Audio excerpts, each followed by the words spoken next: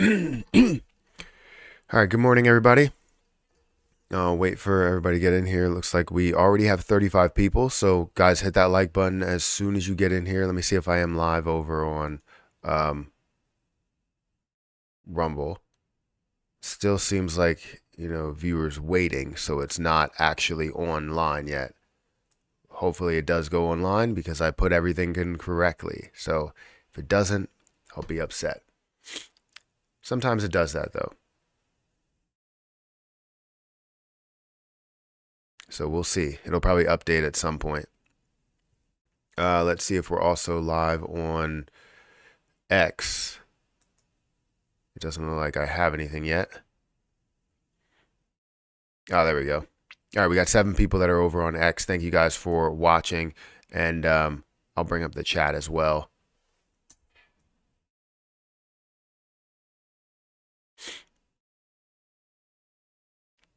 But yeah, make sure you guys, follow away. Trying to get everything situated really quick when it comes to Rumble, it comes to all of that stuff, and then we'll get into the chat.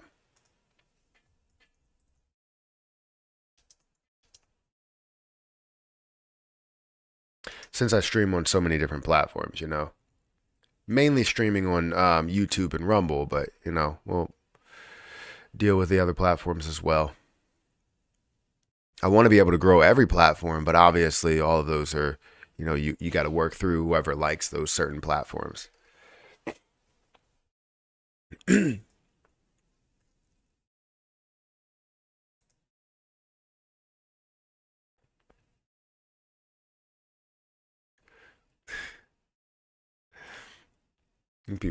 Everybody's funny. Everybody's funny in this chat.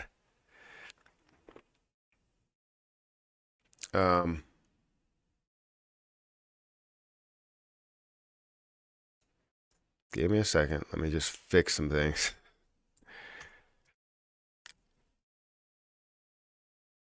There we go. Now I can see everything. Glad I made you smile. Let's go. Good morning, bro. Good day. Good morning. Let's go. Smash the like button harder than you smash my. Wow.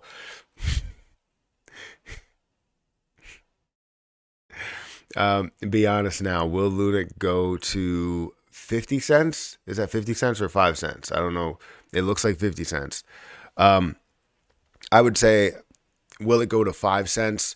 You have to see a decent amount of burns. That's where we start to kind of level up, right? Because right now, as we see maybe a level of a 50 or possibly $100 billion market cap.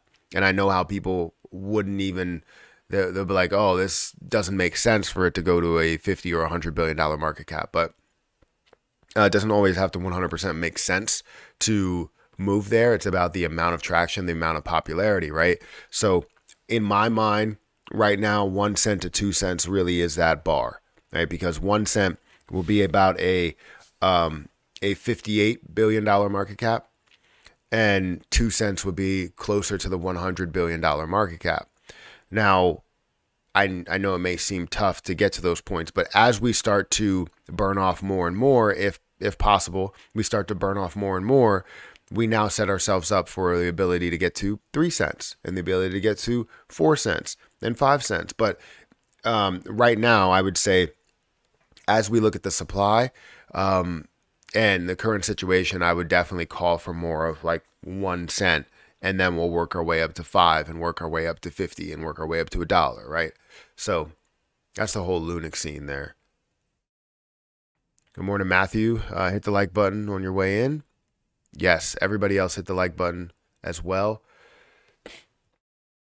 We are currently we're 4 minutes into the live stream. And we got 78 people here. I don't know if we are live. Still waiting. I don't understand that. I do not understand that. I went through every single situation to make sure it went live, and we are not live on Rumble. And now I have to use a different platform, which won't capture the camera. Maybe I can capture this camera over there. You know what? That's what I could do. I could capture this camera over here. So I have cam 2. I'll take cam 1 off of. But then if I have Streamlabs up, it's not. I'm gonna have to like reset it every time. All right, fine. I don't care.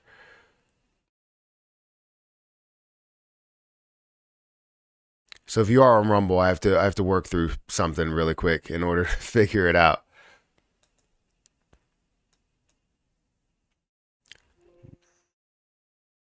Let me delete the A6100. No. Yeah. Delete the A6100. And delete the A6100. And the side camera, delete the A6100. Make sure it's not being used.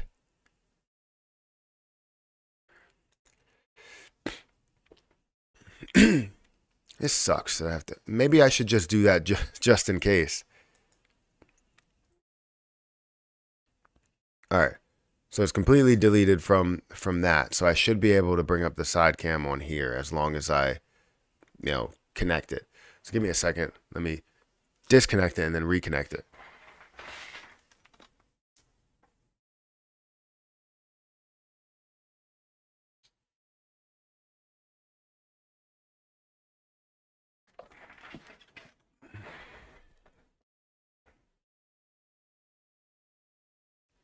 This is dumb, man.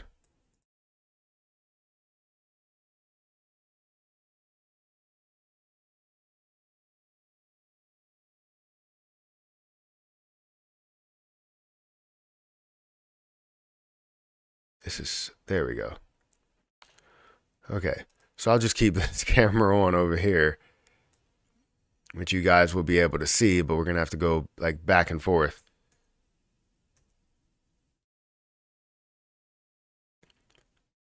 Thank you for bearing with me here. Come on, man.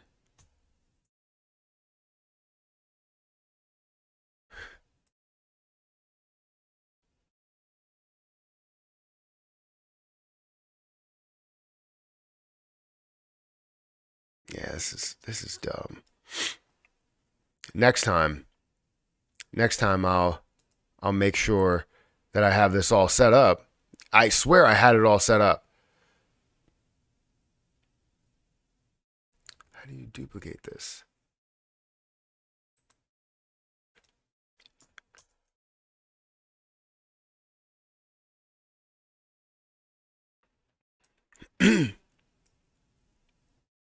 All right, and I think that changes everything that we need. Okay. Now I'm going to have to make sure I go back and forth with both of them. So thank you for dealing with that, guys. Now I just have to do one more thing.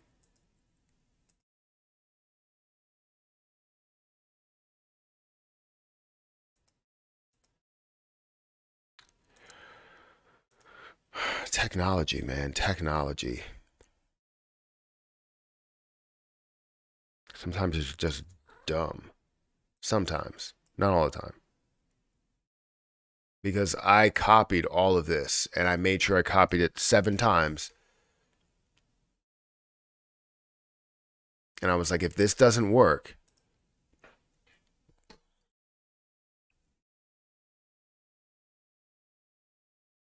all right, so in a couple of seconds, we should be live on Rumble as well. Let me know whenever we are live on Rumble. But I'm going to need to bring up both platforms over here.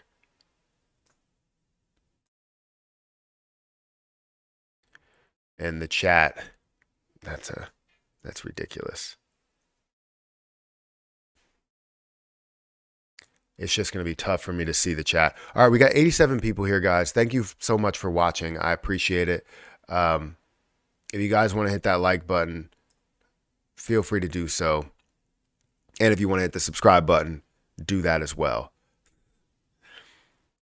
But good morning, Matthew. Hit the like button. Yes. Lunc to $1. Let's go. Do you truly believe Lunc will go to 50 cents? Sorry, I asked that, or I answered that. And now I see why Matt's not a cameraman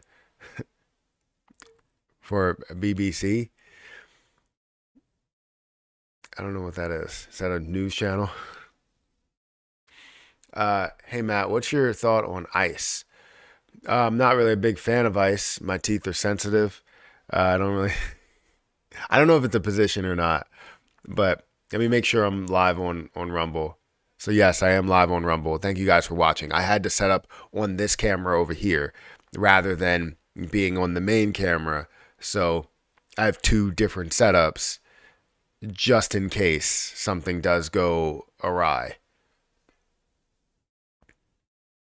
But we are seeing that 9 people are over here. Make sure you guys hit that like button as soon as you get in here. And if you're not following on Rumble, definitely follow me on Rumble. We're almost at 300 followers, which means we're going to do another giveaway at 300 followers. So feel free to go over to Rumble. The link is in the chat and follow away. You have 15,000 XLM, enough for this bull run. What is the highest level that XLM has gotten to? Let me make sure. You know what? I don't have the camera over here. Let me copy and paste this. So many technical issues. Copy, and I'm doing this all on the fly. Transform. Edit transform. And I can't see a damn thing there. Crop the top or the left side. We'll do 400. 500. And we'll do 500 off the other side. Or no, 400. Nope. Crop some off the top.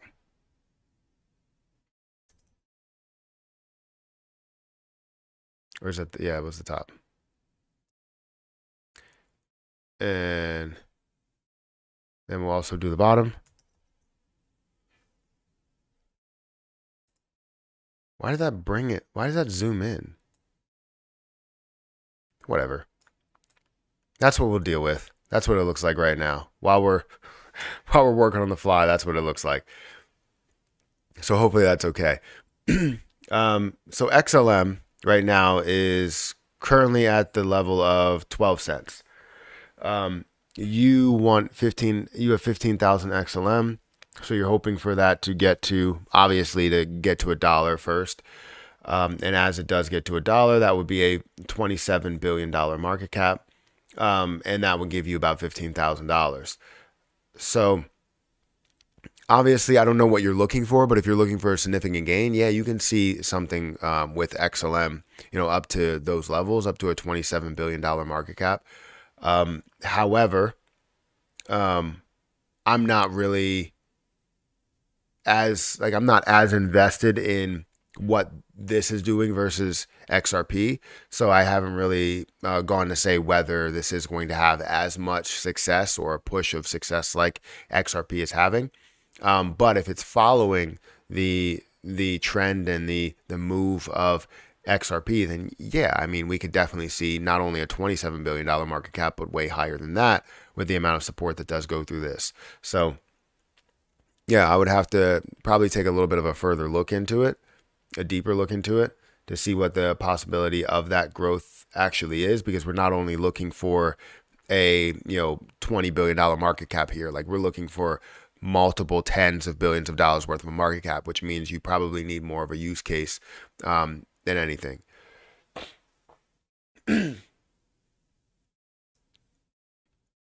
All right, we got 123 people that are here. Hit the like button on YouTube. I'm just going to skip everything. If you said something, kind of just paste it down below, because I feel like there's a lot of comments that I missed. So feel free to go and check that out. Only on Monday morning this would happen. Yeah, of course. We have a disappointing little red ripples on the charts this morning. Yeah, I just made a video that I think I need to redo, but I think I'm going to make a video on YouTube here and or maybe just put it on Twitter altogether. But I wanted to make a video for CoinMarketCap because I don't really like the way that they structure their, and I've said this plenty of times before, I don't like the way that they structure their 24-hour like cutoffs. Like if you have a moving 24 hours, it's something that could look like a great percentage 1 minute and then look like a horrible percentage the next. And for using CRO, for instance, CRO was at 12 cents at one point, and when it was around the level, I think like an hour beforehand or 2 hours beforehand, we saw it at a level to where it was kind of break even. Now CRO's price didn't move at all, so while it looked like actually that it was still up like 3 or 4%, it ended up moving and getting to 12 cents and looked like it was down, 22%, which either way, it is down a decent amount from that high point. We understand that, but I think we need to understand where it closes. We need it to close at a certain price. So if it's at a 7.59, it closes at whatever price it's at, and then it opens at a new price. I think that would be the best case scenario to give us a true picture of, how the price is moving in the day. Because when I go back to the market and I see that the overall market looks like it's down 4%, I'm like, here we go again. But then you see it at a $1.4 trillion market cap still. And I'm like, okay.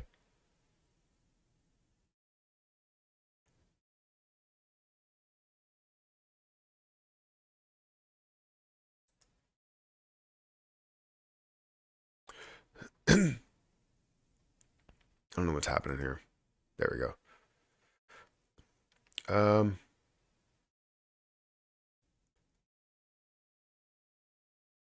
You ever got inside a peep show? What are you talking about? I don't know what you're talking about. Everything is rolling downhill. Yeah, it does look like it, but it doesn't look like it's falling off that much. Yes, things are looking like they're down a lot more, but we need a better picture on it. It was not you on Friends? No, it wasn't me on Friends. I removed it. I had no idea what it meant. Well, I appreciate you doing that. What do you think of Alliance Block Nexera? Nexera? It's running and got tokenomics in the millions. So I don't know if it's worth millions. I would imagine it's probably maybe it's not a low market cap project. I mean, it's not that low. It's sitting at about $79 million worth of a market cap with $1 million worth of volume. It's available on KuCoin, Uniswap, MEXC, BitTrue. So various platforms. You're looking at about 13 different pairings, which is not bad at all. You're seeing volume to market cap ratio doesn't really look like it's super popular, but you are seeing a decent sized movement. Now the volume is up by 75%, meaning you don't typically see this much volume within the position. So I wouldn't necessarily think that this would be an amazing play just because, the volume is really low compared to what the market cap actually is. The circulating supply doesn't look bad at all. But if I was talking about an investment side of it, I would think that I couldn't really make a lot from it because it is at a $76 million market cap, but you also typically see less than $1 million worth of volume with a $76 million market cap, $77 million market cap. So either way, it's up 10% and it's great for people that have made money from it, but I wouldn't look at it as a huge play. It does show some peaks and valleys. So instead of seeing it at 5 cents, you can see it at 7 cents. It looks like it could be good, like really good for like swing trades. But, it all depends. As you go into it, you probably can see maybe a little bit more. But that's kind of all I see right now.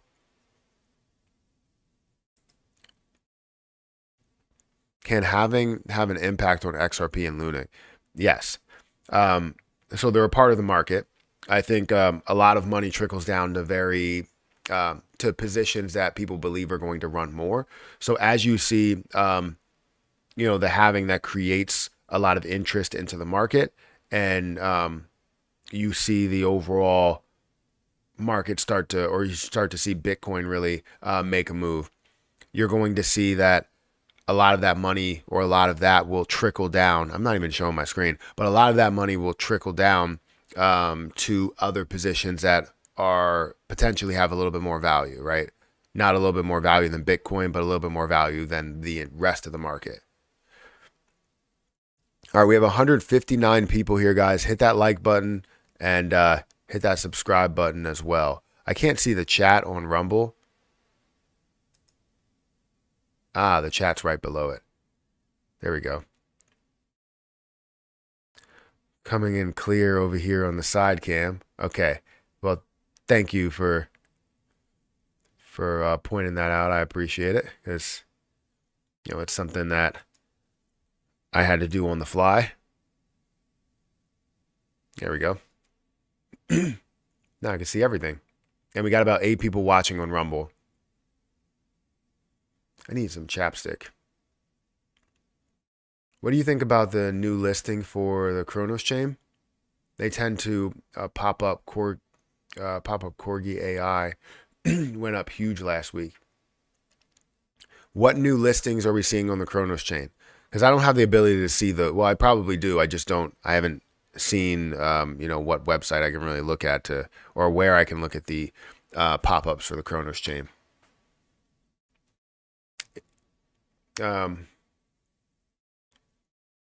But yeah, I did see that. Well, I didn't see it specifically, but I did see Oscar Ramos talking about it and how Corgi AI was moving, how Tectonic and VVS Finance, because of what was happening with Kronos, right? As you see the underlying position that's kind of moving, or the parent position that's moving, you see everything else that moves, right? The reason why Jasmy started moving was because Ethereum really started moving. So, yeah, I see a big green candle. Maybe wait for a pullback. So let's look at the entire market. I don't think we've done an update on the market yet today. So let's go ahead and look at the market. Currently, the market is standing at a $1.41 trillion market cap. We're seeing it down 1% based on the 24-hour cutoff. Also, you're seeing the Bitcoin dominance that is increasing. It's at 51.18%. You're also seeing some things that are trending. Let's go here and look at the top 3 things that are trending. Go back here. And you're going to see that Ethereum is trending. That's down 0.3%. You're seeing big time that's trending. Cosmos is making a move. It's up 7%. I have Cosmos. I've had Cosmos multiple times. And this honestly is the most Cosmos that I've had. You know, having, I believe, 60 or 70 Cosmos is the most Cosmos that I've had. Typically, I have like 20 or something like that. And it was at a value of like $45 where I sold it at. So now I have a lot more where I plan on, you know, selling some at the same point. However, keeping some for the longer term. That's what I'm watching. Just watching it now. What are you talking about? Can Jasmy reach 50 cents? I don't know if that's 50 cents, or are you saying 5 cents? Like I know it looks like, because that's what I would classify as 50 cents, right? I like to look at the full 50 number. But when I see some people will say 5 cents that way. But Jasmy coin, the ability to grow to 5 cents, I believe is easily possible. Getting to 2 cents here would be a 1 cent price point would be a $500 billion market cap. $500 million market cap. 2 cents would be a $1 billion market cap. And then you would obviously need to see it get to multiple billions in order to see it grow to some of those levels of 5 cents and 50 cents and all of that. So depending on what happens with the fourth quarter lockup, Jasmy fourth quarter lockup has been announced on November 10th. Did you know, Matthew? I did not know. It has been announced, like the date has been announced, or the lockup just in general has been announced? Because the lockup information, whatever we do have besides the date, we've had pretty much everything. Not really how much is going to be locked up, because I don't know if they have projections on how much. Jasmy lock up 1 billion. Jasmy is locking up 1 billion. I mean, that's still not bad. I mean, it's not obviously what we expected, where people are like 12 or 20 billion. So I didn't see that. Let me go back here really quick.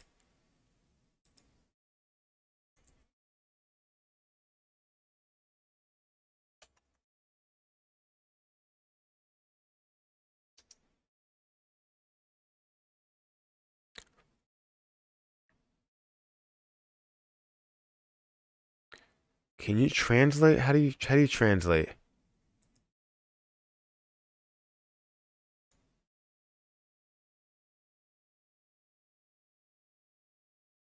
Um, I know on websites they have the ability to translate, but I can't translate his messages or his tweets. Hmm.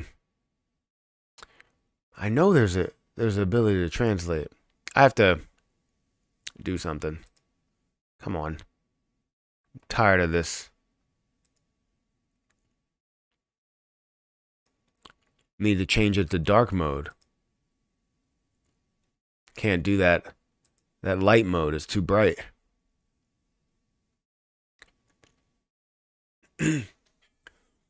So everyone, remember to hit the like button for Matt if you haven't already. Thank you for saying that, Mom, to the max. I appreciate it.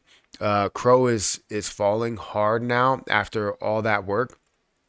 Not enough diamond-handed Crow fam out there. Yeah, I mean, there's still a lot of people that will try and take advantage of any type of hype, which is understandable. It's totally understandable why people would take advantage of that hype. And even somebody like me was just like, should I take advantage of this? I know 12 cents. I didn't see it exactly at 12 cents, but I wanted to take advantage to be able to hold more.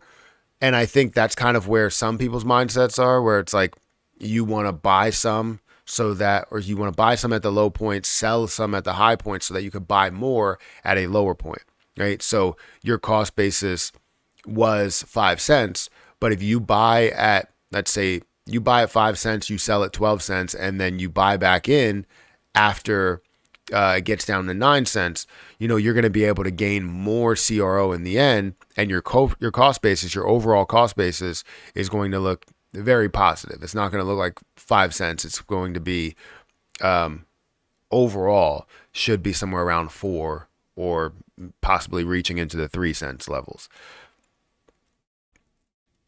I don't get why Ethereum is popular. You pay huge gas fees for zero work. It is useless and won't last long. I I understand where you're coming from. I feel like it's really only the gas fees that are kind of the negative, and I would say the speed right now.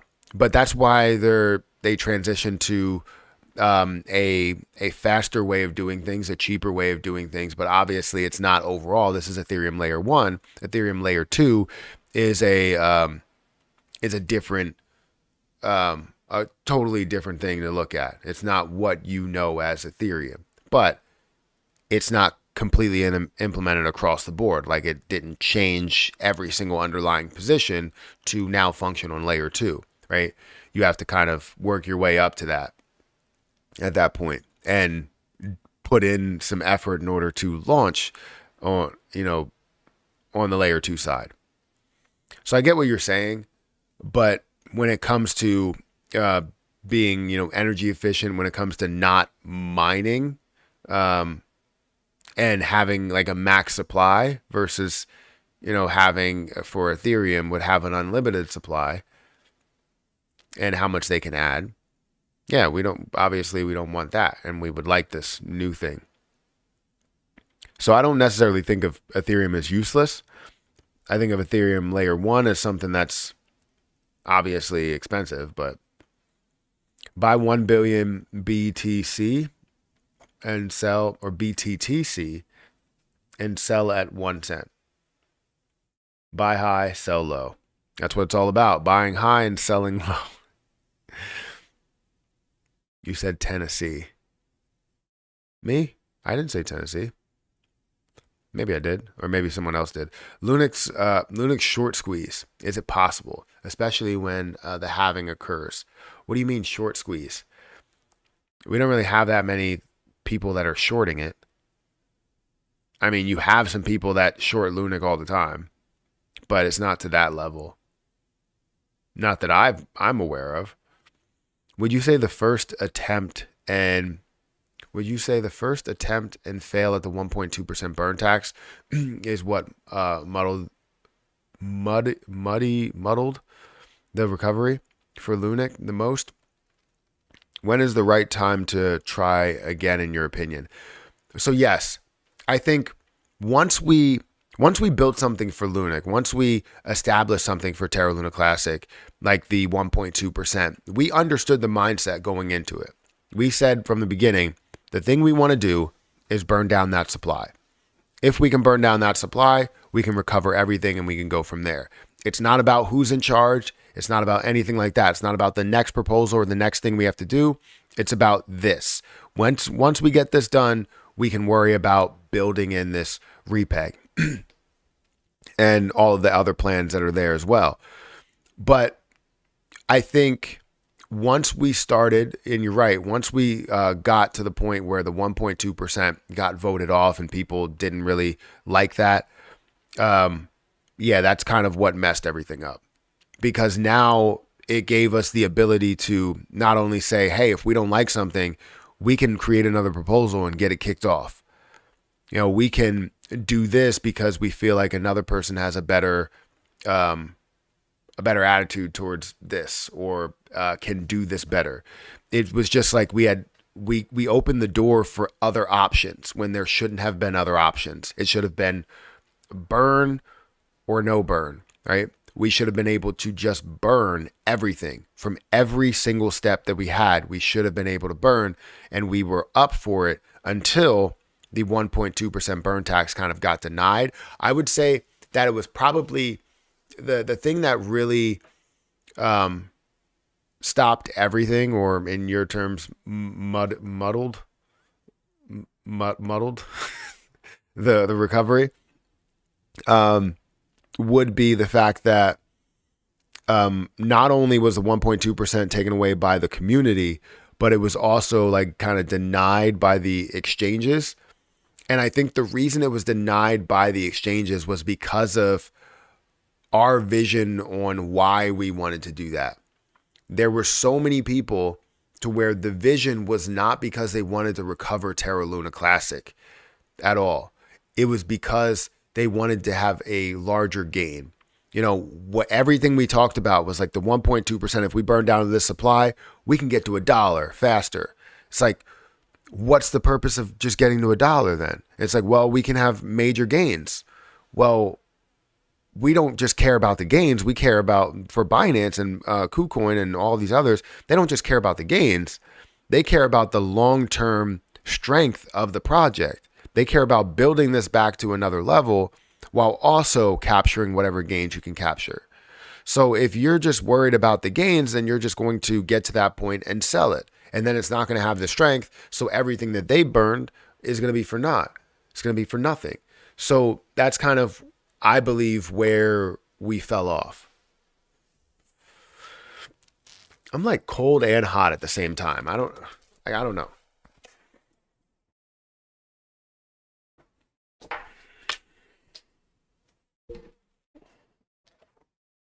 I don't understand how that works. I'm like cold. Over there. I'm like cold and hot at the same time, and it's weird. 1.2% will never come back. I probably agree with you. I don't think they'll ever do the 1.2%. I just want to see a certain amount be burned off and, you know, get to a certain percentage, because I think we're already at like 1.6% or something of the supply that we've burned off.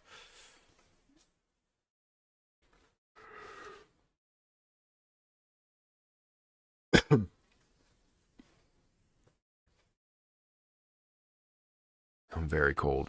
I'm cold and hot and everything. We have 17 people that are here on Rumble. Thank you guys for watching. I don't know how many followers we got to, but I would appreciate if you guys follow. If you guys want to follow me on Rumble, make sure you follow me on Rumble. Here's the page. We're almost at 300 followers. We're at 297, and at 300, we're going to be doing a giveaway. So if you guys are not following on Rumble, feel free to go and follow on Rumble.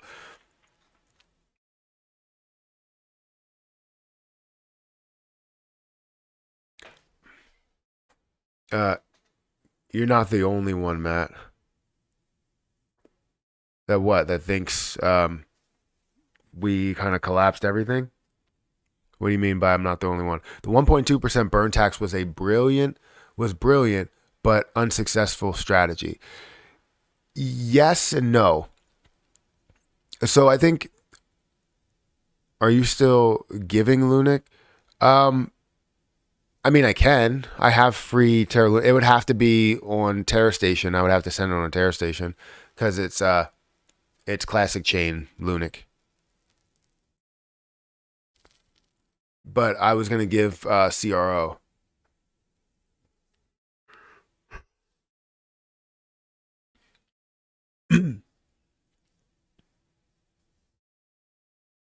Hot and cold. Yeah, I'm hot and cold at the same time. Feel the same way. Hey, Matt, looking for a good crypto week. Hopefully the ETFs get approved. Yeah, I mean, isn't this week, it goes until the 17th? What's the end of this week? For some reason, I can't count the amount of days. The 17th. So it goes until the 17th to have that approval, so it can happen anywhere in between.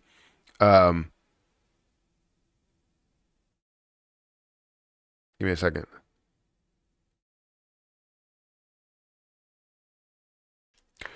So yeah, it goes until the 17th. If you see that, you can have those approval from the 9th to the 17th, but hopefully we get some sort of approval this week. That would be fantastic because then Bitcoin would run. Ethereum would start to make some moves. Everything in the would trickle down to the altcoin market, which would be absolutely fantastic for all of us. It would be fantastic for me. It would be fantastic for you. Remember, guys, we have 216 people here. If you want to follow me on Rumble, make sure you go ahead and follow me on Rumble, and also hit the like button. It helps out with growth. It helps out with the algorithm and all that stuff there. Best token to buy before the halving, cheap, under $1. Best token to buy under the halving. Am I still holding Elmo? Yes, I'm still holding Elmo. I haven't let go of it. I just haven't made a video about it. They haven't actually addressed anything with me. If there needs to be anything that needs to be addressed, I don't know. Just a conversation in any way. But yeah, I'm still holding it. Well, technically it's staked. So, but yeah, I'm still holding it. Rumble not allowed in France. Well, I appreciate you trying. CRO is the best. CRO is not a bad play. There's a new Lunatics roadmap. I did see that. I want to have a conversation with them to see where their mindset is, because I still hold all of my Lunatics token, and I know a lot of people didn't give up on that play, especially if they're going to be able to help out with the burns in any way. With the amount of, I don't know how many holders they do have right now, if they lost a ton, but I know that they lost a lot of trust. I'll tell you that. But it wasn't from the people that are in place right now, or the person that's in place. I want to know a lot of like what they can do to fix the entire situation, and also how much control they'll have over it, how much security, how much safety they'll have,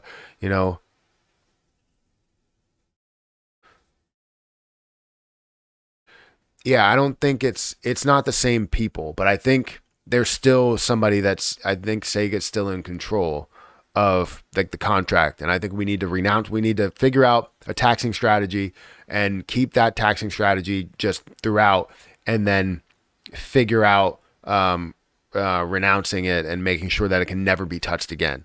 Matt, did you end up buying Yearn Finance? I didn't. I don't have the capital to buy Yearn Finance. Did it go somewhere? YFI.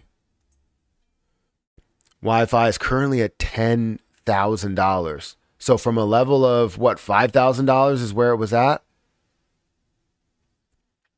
So yeah, literally last month it was at $5,000 and grew up to a level of 5.6 and then skyrocketed up to about $10,000.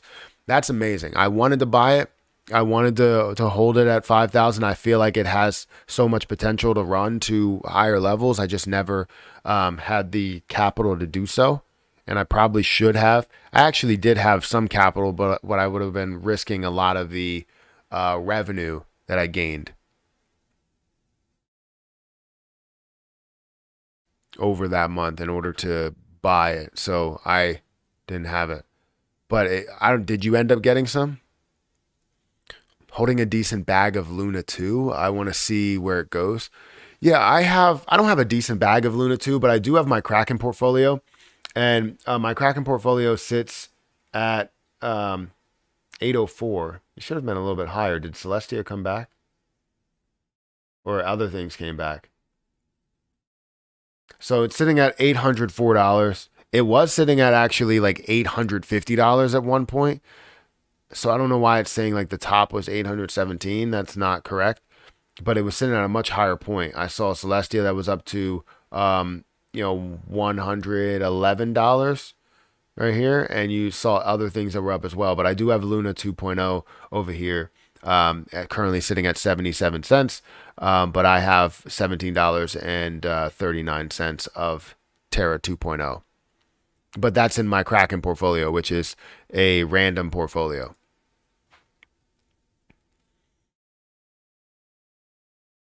I mean, we burn our rewards for from Lunc staking rewards. Yeah, the problem is that I think that should be a mandatory thing.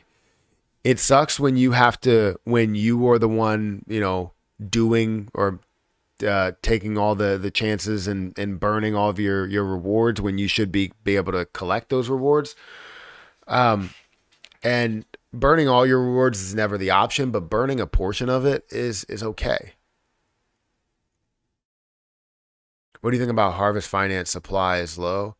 I'm I'm I'm huge on Harvest Finance. I've been huge on Harvest Finance for probably about 2 years now. I love the low supply that it does have. It has like 700,000 supply, max like 700,000 supply. The only thing is it did come back from where it was. It was up at like 45 or 48 dollars, and now it's back down to 32. So while I was at my, I wouldn't say break even point, but break even point, what coin or crypto, what is it? Coinbase has for me. It shows it at, the level of like 40-ish, 41, 42-ish dollars. That's like that cost basis. But, I made a lot of money. I made like $9,000 off of Harvest Finance. It just didn't all get captured in Coinbase because it got moved to different places and was bought in different places. So it's kind of a weird cost basis, but it did come back down to about 32. This can rise really, really quickly with a lot of volume. So I'm excited about that for the bull run. Wherever that finds a way to go, that will grow up to like $300+. And we'll all be happy from it. How do you deal mentally when you make a bad trade? So when you make a bad trade, there's got to be no, like, there's got to be some sort of emotion, right? Because you care about the trade that you made if you made a bad trade. But you should feel good about being able to like get out of the position. If you can come out of that position with any type of money and it was a really, really bad trade, then, you win in the end because you now have money to make a different trade. But a lot of people, what they would do is they would start to trade with emotion. And if I feel as though I make a bad trade, I try not to go back to it. Right? I will never go back to that position because yes, you want it to show ultimately like positive as you look at it in the future, you see all of your different gains and losses, and you see that one that's just sticking out. And it's like you lost $2,000 from it, or 3,000, or whatever. But you have to let it go. You have to move on. Moving on is the best thing for you. There's a small group that believes Pepe is racist. Pepe is the original meme. I think that is the only, wait, that's the only / ultimate utility. Yeah, I mean, it is a big meme. I don't know. There's some, I guess there's people that use it, but I don't think that it is altogether. So that's just a conversation that people have. It's a debate, right? We're back and forth, whatever it does mean. But I'm sure, which you don't really know because you don't know who created it. I'm sure the idea behind that was not to have any type of, racist intent in any way. Good thing about the low supply and market cap, it takes less money to move. Exactly. Absolutely less money to move. That's why I like Harvest Finance. I've seen this grow from a level of $80 to $280 in a very, very quick manner. And moving that fast was fantastic, because I was able to profit. I can't even remember what I profited, but it was like 3,000, I believe, $3,000 from it that I took out and was able to put that into other cryptocurrencies. And I always love those plays because they move so fast. I wanted to do the same thing with Krill because Krill did move to $1.80 very, very quickly, but I only had 5,000 at the time, and now I have 10,000. So as it does find a way to move up, if it moves up to $30 30 cents and 60 cents and whatever, that's also a low supply with a very, very low market cap. I mean, like a $9 million market cap at the moment, and Harvest Finance is at a $22 million market cap. What do you think of Atom or ADA and Atom? I hold both of them. I like Cosmos and everything that it does have to offer. I think currently Cosmos is seeing one of the largest gains that's out there. I believe. I thought I was spelling that wrong. You're seeing about 7.39% in the last day, and it's up to $10.29. It did hit a high of $10.50 ish, $10.51.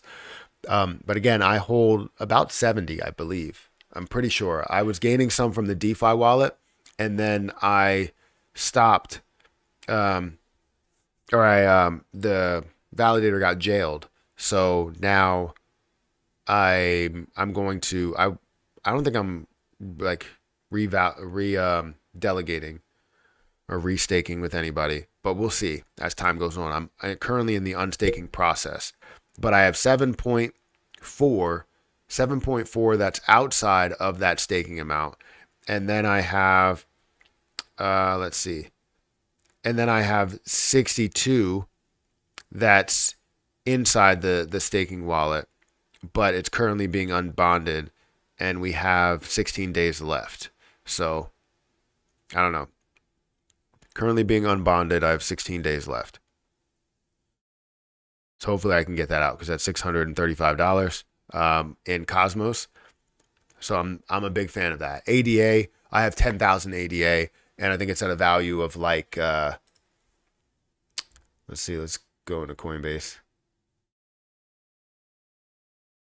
I think it's at a value of like $3,000 or something. Yeah, 3,700. So yeah, I'm a big fan of both of those positions. Cannot complain at all. AVAX will play catch up, is catching up to Sol, but Sol will continue to rise higher.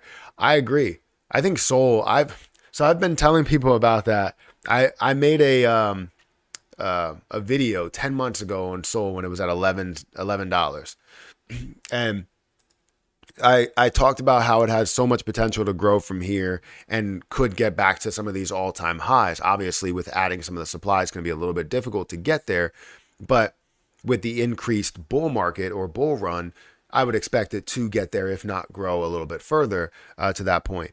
But Sol looked absolutely amazing for the longest time. And today it's down about 4%, but still at $56. And if you were invested at $25, you're up 100%. If you were invested at $11, you're up 500%. So it's understandable, why, you could be excited or would be excited about this. Now, while you have Sol, there's people that feel like they may have missed out on like kind of that next play, or they may have missed out on Sol, so they're trying to find the next play, and they're looking for Avalanche to kind of play catch up. And that's what I see all the time, is that AVAX or different positions that are kind of upper tier will play that catch up role. It is down about 4% today, but it's up to a overall, I believe if we look at the last 7 days, it's up 34%, and it's up to a $6.2 billion market cap. And if you look at the last month, it's up 93%. So it's definitely up a significant amount, and can find a way to get back to all-time highs. But for me, I don't feel like it's too late to see any type of gain. I just feel like there's other ones that are out there. ADA, Jasmy, Crow. What about them? They're all great positions. Why is everybody sleeping on File? I don't know. I like File. I don't have it, but I do like it. What about XRP? Worth during... Wait. What about XRP worth during bull market? What will it be worth during the bull market? Well, first, we need to know if the settlement's going to happen, or when the settlement's going to happen. Currently, XRP is at about 65 cents, and it's down about 2% today. We're seeing it at a $34.8 billion market cap with $1 billion worth of volume. Now, we would love to see this a lot higher, but the reason why it's not higher is because of the lack of a settlement and the aggressiveness of the CEO saying that, look, we're willing to take this to the Supreme Court. And if you're taking this to the Supreme Court, you kind of have to wait until that final judgment actually is, which I honestly think they will throw out a settlement after the Bitcoin ETFs and Ethereum ETFs are approved. I feel like they will throw out a settlement. But now that the SEC has taken their first settlement back because they probably wanted to wait for the Bitcoin ETF, Ripple is just going to deny that settlement no matter what the settlement is. So I think that whenever the judgment is, which I believe it's April 2024, that's when you will see XRP officially make a move once you do have a final judgment. Matt, you have too much coins on Coinbase. I know Coinbase is one of the top exchanges, but I have no trust in any of these exchanges. I think that's kind of where we struggle. Right? I understand how we have no trust in exchanges, but the thing that we're going to have is some of these regulations will basically push for them to have FDIC clearance or be FDIC insured, so that you do. And I mean, maybe something like that, some sort of insurance that they can offer. And it doesn't have to be like through the federal government. Like it could just be through Coinbase to insure people. But the issue is that, if you have some sort of ensure that they're going to pay people first, investors or customers first. They're going to pay customers first before they pay everybody else if they have any type of scenario like that.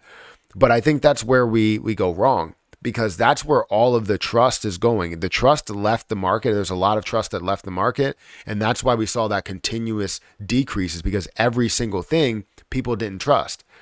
Crypto.com has nothing malicious about it, but people didn't trust it. And that's why Kronos went down to such a low price, right? Even though people are holding it for a long time, it went down to such a low price because people were like, look, I'm out of this. I'm done with exchanges.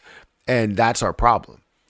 I understand how you don't want to trust exchanges, but you don't have to trust it with majority of your money. But I do think that is a great way to actively trade crypto. If you're not looking to actively trade crypto and you just want to hold it for a long period of time, then by all means, get yourself a cold storage wallet and just throw it on there and leave it on there for a very long period of time. However, if you're looking to actively trade, you need to go through exchanges if you don't want to pay these insane gas fees that you would pay. Now for Binance positions, Binance coins, and AVAX, and a lot of other ones, it may be cheaper to go through the chain. But you also can't sell directly on those chains.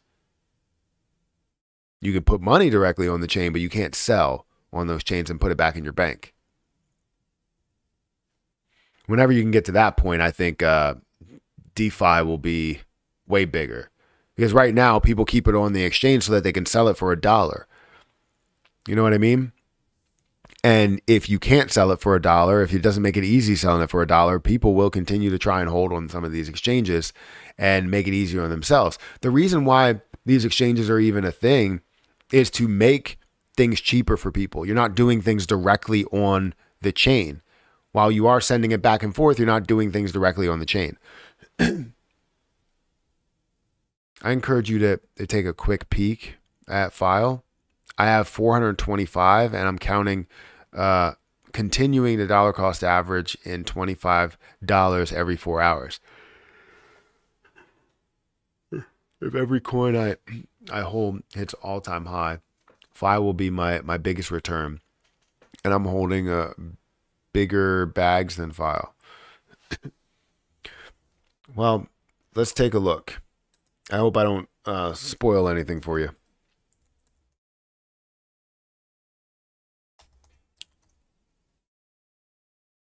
So like I said, I do like Filecoin, right? But let's look at the position. So currently it's sitting at $5.39. It's up 13% on the day, which is fantastic that it is up this much. You are seeing it at a $2.5 billion market cap. Now, if you also look at the volume, you're seeing $500 million worth of volume into this position, currently ranked 29th by market cap. That's a lot of money to go into a play. You're looking at about 20% volume to market cap ratio, meaning it does have some popularity right now. If you go and look at the circulating supply, you can see the circulating supply is at 468 million. You do have a potential chance for dilution by about 4 times. So while you're seeing it at a certain price point, the overall fully diluted market cap is 10.5 billion. So you do have to worry about that. It doesn't look like they offer a lot, like they push a lot that's out there when it comes to the circulating supply. So they don't heavily dilute the position. But we'll have to look at that as we go into the chart. But I wish they had some sort of like history on circulating supply. If CoinMarketCap, you're listening, here's another idea. Give us history on circulating supply. And, I think it will be a benefit to some of the research that we can do to understand if they are heavily diluting the position, kind of like what Jasmy Coin did. But if we look at the last 7 days, it is up 24%. The last month, it's up 67%. The last year, it's up 26%. And then all history, it is down 52%. So this was at $11 and has dropped down to where it is at $5.40. Now, the highest point that it hit was $192. Now, currently, if you see it at $1, it'll be a $500 million market cap. If you see it at $2, if you see it at $10, it'll be a $5 billion market cap, right?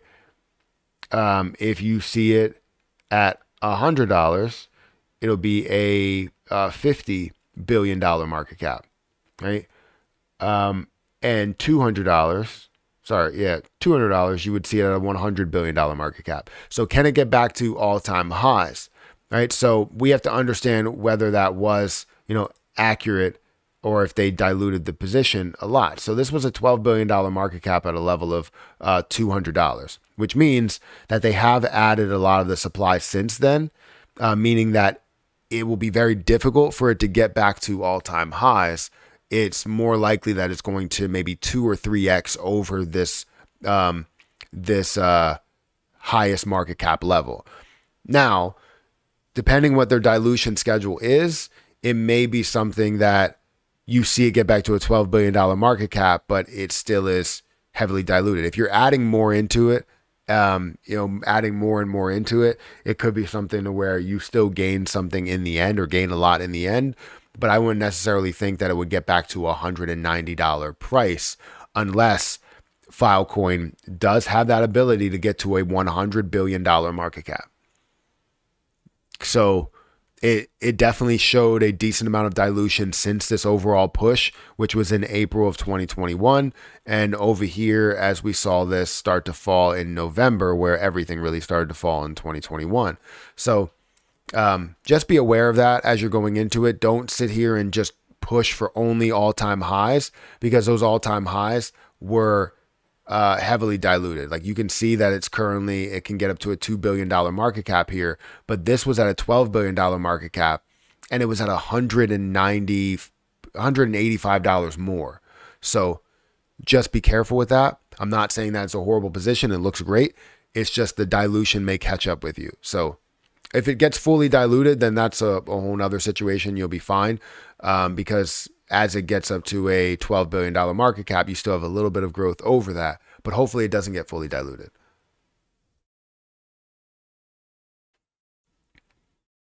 So let's check, I guess, not from the investment side, but understanding, I guess, the use case side. So Filecoin is a decentralized storage system that aims to store humanity's most important information. The project raised $205 million in initial coin offering in 2017, and initially plans to launch date for mid 2019. However, the launch date for Filecoin mainnet was pushed back until block 148,888, which expected mid 2020. So it did get pushed in the pandemic year, basically. But let's look at kind of first, I guess, what makes it unique. Filecoin aims to store data in a decentralized manner, unlike cloud storage companies like Amazon Web Services or Cloudflare, which are prone to problems in centralization. Filecoin leverages its decentralized nature to protect the integrity of data's location, making it easily retrievable and hard to censor. Decentralized storage systems like Filecoin allow people to be their own custodians of their data, as well as make the web more accessible to people worldwide.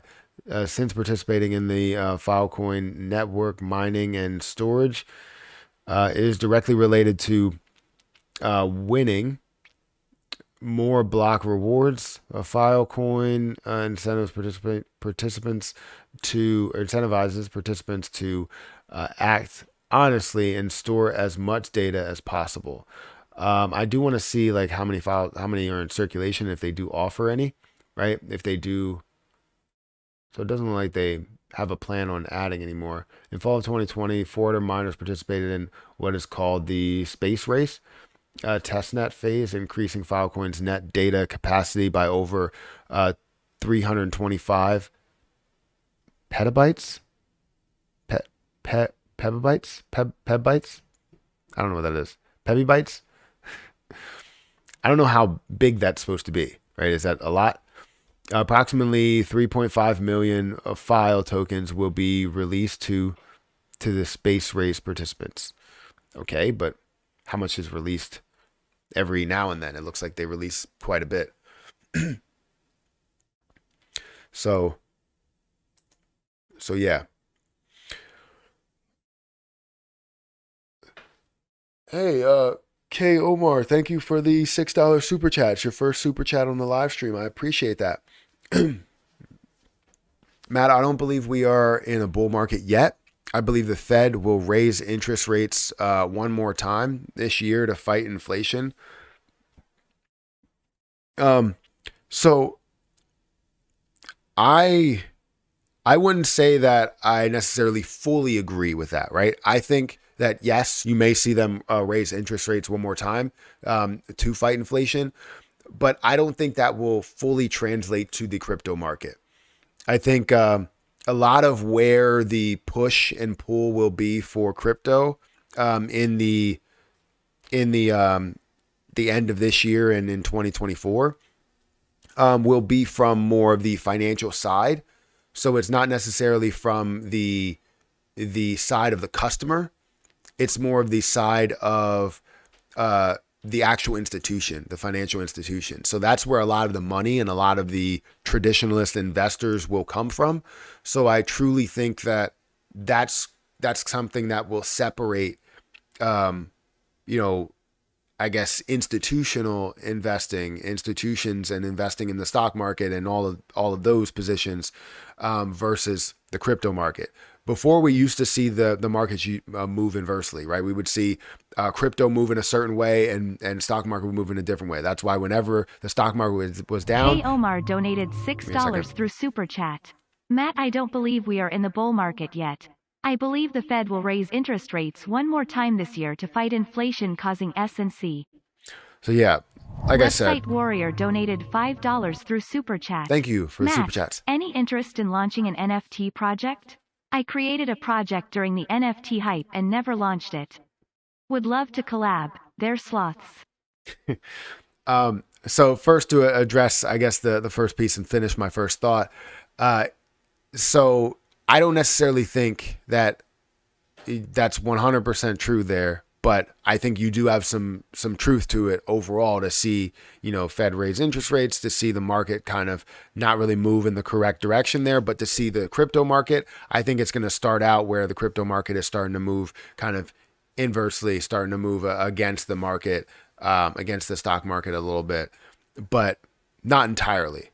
So you still do have people that need to invest into crypto, but I think it's more coming from the institutional side versus, or the financial institution side versus the actual customer of that financial institution, if that makes sense. Now, to answer your question, Website Warrior, thank you for the Super Chat as well. I've never launched an NFT project. I was thinking about launching an NFT project. And the only thing I really would like to launch is something that can burn, like Terra Luna Classic or Shiba Inu or something like that. Decrease the supply and have some sort of feature to do so. And if you have a certain fee that you collect from trading it back and forth, maybe it's a 1% fee or something like that, or maybe even less than that. It could be something that continues to create volume as it's traded back and forth, as it has its value. And I wanted to create something like that to where I didn't know how to create it, right?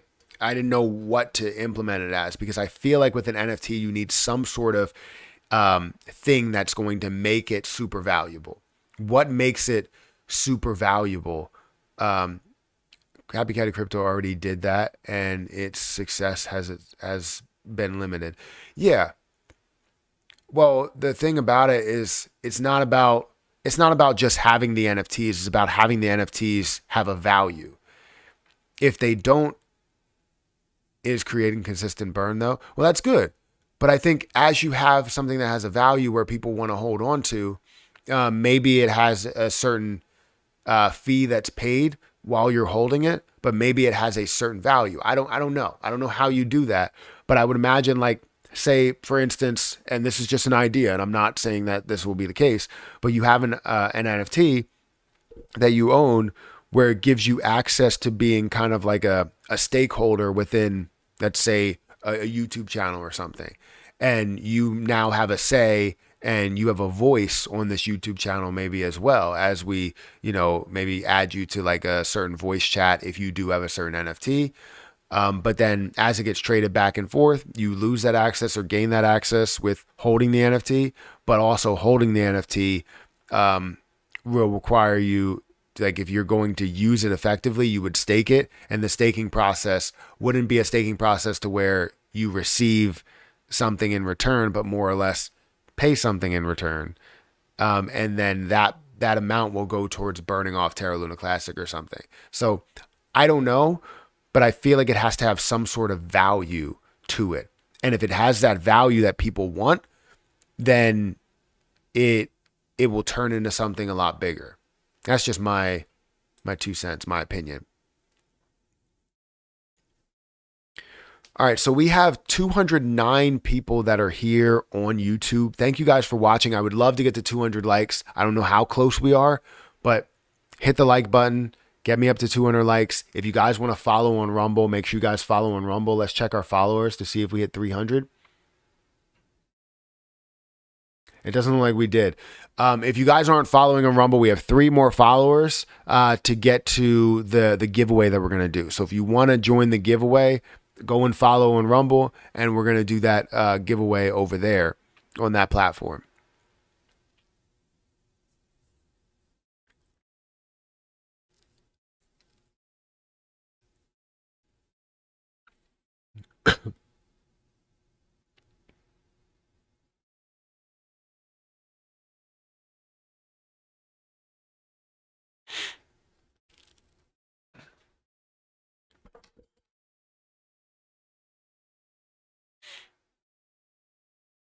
Hey, Matthew, what's your thought on SEI? Let's check it out. Give me a second.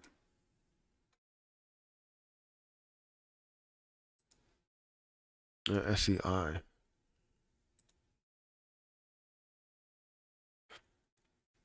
So currently it's up about 10%, 9.19%. You're seeing it at a 14-cent price with $259 million market cap. Fantastic. 198, I want to say. I can't really see it. $198 million worth of volume. Absolutely fantastic, as well as looking at the volume to market cap ratio. I mean, 31%. That shows the popularity. That shows where it's going to go. So I'm excited about that.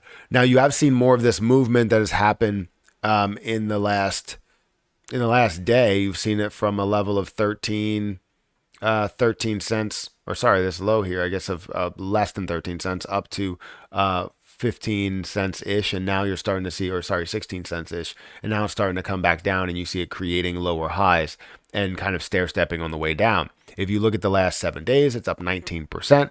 If you look at the last month, it's up 38%. The last year, it is up 1,000. How does that even make sense? It doesn't even look like it's up at all.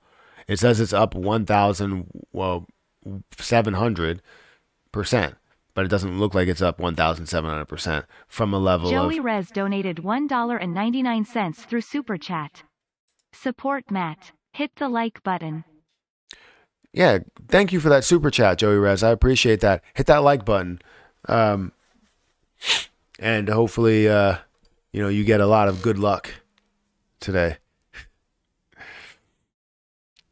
So either way, I mean, right now, I don't know why this is showing that it's up 1,700% at the moment. But some people say that they're very bullish. I mean, you're currently seeing this again at a 14-cent price point. It's circulating supply versus the max supply. You're really only looking at 18% of the total supply that's out there. That's not the best situation. It means that you can have a fully diluted market cap of 1.4 billion.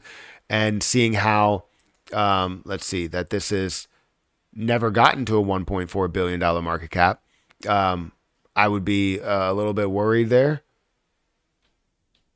So, yeah, I mean, I'm not saying it doesn't have a crazy potential, and I don't know if they're even offering like a lot of their supply, but you'll have to look into it, or I'll have to look into it a little bit further to see a little bit more. But I always have pros and cons. So no matter what you see there, I have pros and I have cons to situations, and I will always bring up something negative. I will always bring up something positive. So if you give me a suggestion in a position that you have, understand that this doesn't mean that it should be a deal breaker, because you have your position for a reason. I just want to open your eyes to maybe another situation or another piece of it.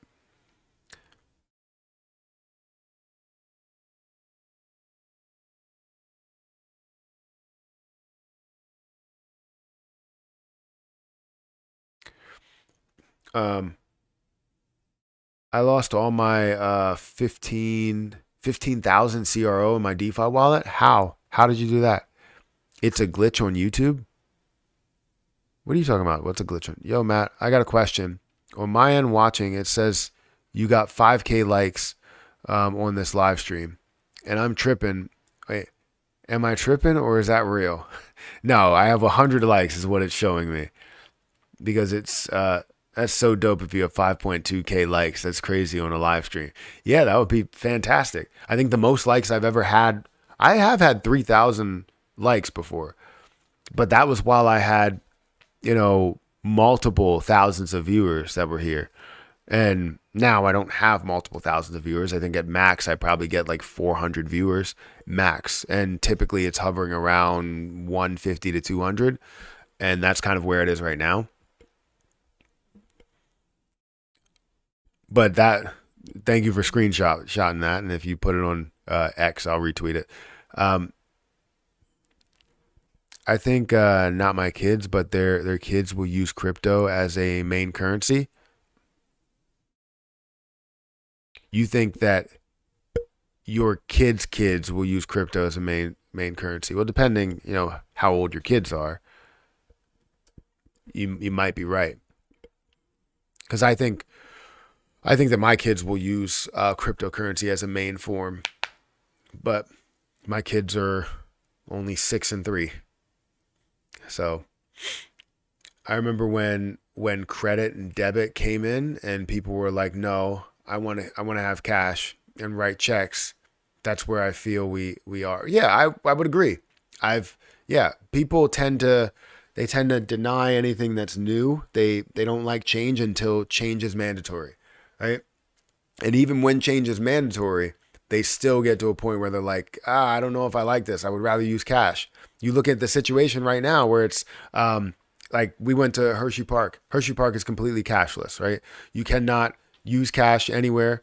And if you decide to use cash anywhere, they won't let you. They'll say we're cashless. You have to use a credit card or debit card, or you can use one of the kiosks to get yourself a debit card or credit card. So they're completely cashless, but there's a lot of people that complain about that, saying, look, I want to just use cash. I don't want to use any credit or debit or anything there. And that's just where the world is. We did hit 200 likes, so thank you for hitting that like button, everybody. I lost my 15,000 CRO. So yeah, how did you do that? Please, can you tell me what's going on with the DeFi wallet? So I don't think you lost your money that's in the DeFi wallet, because I still have all my CRO that's in the DeFi wallet. I still have 25,720 in the DeFi wallet. That's in my regular wallet, and then I also have the amount that's staked, which is about 61,000. So I don't know if you're just not seeing it in the right area. I don't think you may have lost it. I think it may be like misplaced somewhere. So I just really don't know what's going on with everybody's. I did see some issues that the DeFi wallet was having where it was showing 0 for a lot of people's CRO. And I think that was just a glitch that they were having, but I haven't seen any update anywhere.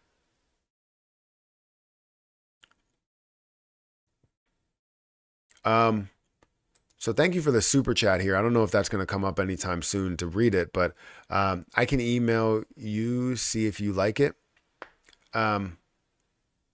Value can be burns or exclusive access to one of your channels.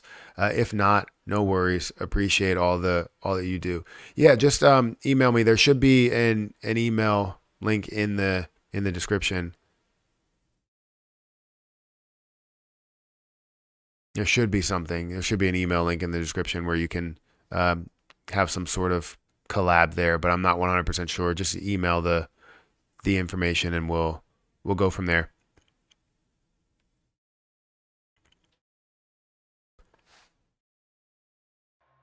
Website Warrior donated $5 through Super Chat.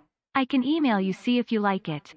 Value can be burns or exclusive access to one of your channels. If not, no worries. Appreciate all that you do. Hey yo, when I posted it, let's just act like 5.2K is normal. 5.2K would have been normal, but the markets died. I don't know why I'm showing this so much, but the markets died off.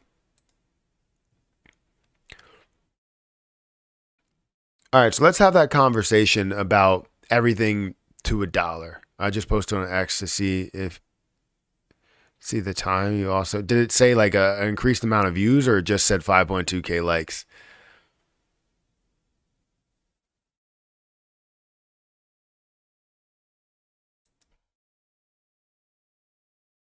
And I'm on Rumble. Thank you, Mom to the Max, for being over here. I appreciate it.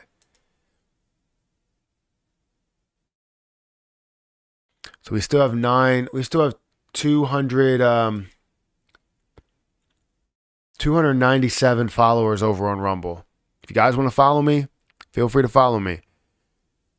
If you're already watching on Rumble, we got 11 people that are watching on Rumble. Feel free to do so. But if you're not following, like I'm doing a Rumble only live stream later today. So we're going to finish this live stream on Rumble only. So, yeah.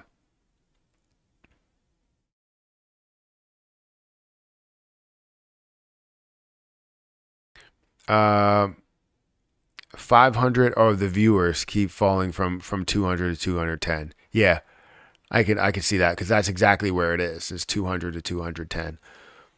But let's take a look. I know you said it's on Rumble.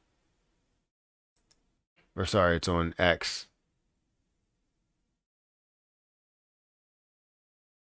Did you just post about it? Because I don't see anything here. Not yet.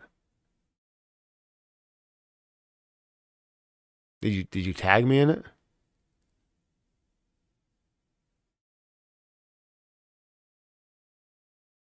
I don't see anything.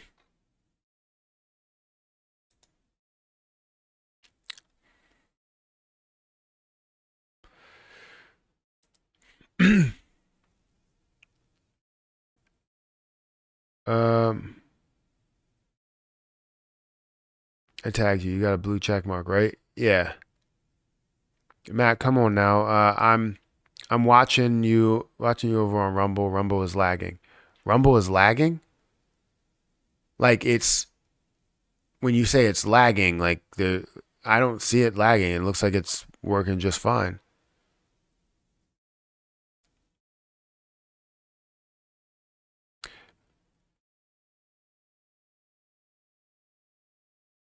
Back to Lunc to a dollar. So Lunc to a dollar, right? If we're talking about everything getting to a dollar, let's understand the easy ones to really get to a dollar. XRP probably going to reach a dollar, and it's probably going to reach a dollar a lot sooner than people think. But a dollar is not a significant point for XRP. It's kind of a significant point for where we are because we saw it get up to 95 cents and it resisted from that level. So growing up to some of those areas, I feel like oh, it's only a few seconds behind YouTube. Yeah, that's fine. But yeah, growing up to a dollar for XRP is not really super significant for the long term, but it's definitely significant for the short term. So we need to make sure that, or what's the level, or what's the ability for that to get to a dollar? I mean, very simple. I think it will easily get to that level. But then you start to look at other ones, right? You start to look at Jasmy coin, right? What's the ability for Jasmy coin to get to a dollar? That would be a $50 billion market cap. And with the lockup being 1 billion, 2 billion, 10 billion, whatever it ends up being at this point, could give it a better chance to get there, right? It could be $49 billion market cap or $40 billion market cap at some of those levels. But I definitely see that may be a little bit more difficult because you don't really have an insane amount of popularity. You do have some popularity that's there. So I definitely see, levels of multiple billions for Jasmy coin, but it's just whether it can get to a $50 billion market cap is really the question. So that's kind of where we stand with that. For CRO to get to a dollar, that's a no-brainer. I believe that CRO will get there. It's been to 95 cents. It resisted from about 95 cents. And I think it will push up to a level of a dollar, being worth multiple tens of billions of dollars worth of a market cap. So looking at about, somewhere around the 50 or $75 billion market cap level for CRO, getting to a dollar is a no-brainer for that position. Now, when we also look at Terra Luna Classic, or sorry, let's look at Shiba Inu. So Shiba Inu obviously is difficult to say whether this is going to get to $1. My hair seems to be flat. To say whether this is going to get to $1 because of the massive supply that you do have, and having that massive supply means that it's going to be super difficult to get to those levels without any type of burn. Same thing goes for Lunc. You need to see a burn, not as big of a supply, not as big of a market cap right now, but you know that it has that potential to get up to some of those points. So it's like hit or miss with those, depending on what the supply looks like.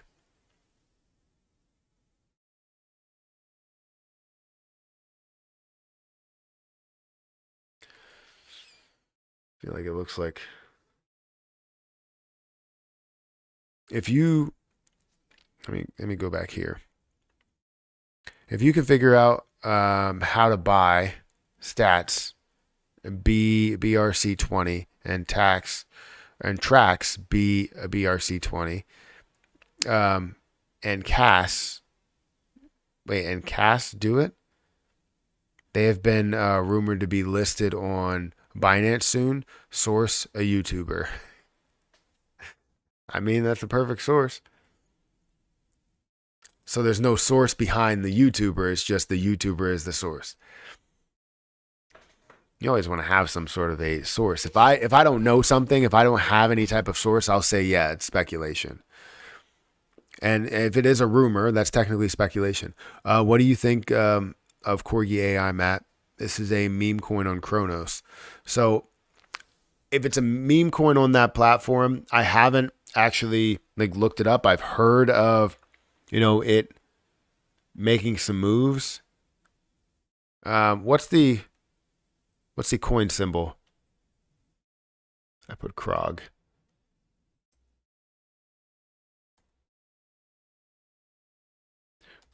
Corgi? Is that how you spell that? Am I spelling that wrong? Where is it? Corgi. Which one is it? Oh, there we go. It's currently down 42% in the last day. You apparently saw this. Is this the position? Is this the one? Lunc for $1 equals reverse split. I mean, I would love to see that. A lot of people wouldn't like to see that. That's it. So it's currently sitting at a $6.6 million market cap with $2.6 million worth of volume. Do you know who created it at all? Is there a creator to it? What's the strength behind it? All that stuff. Do they have a Twitter?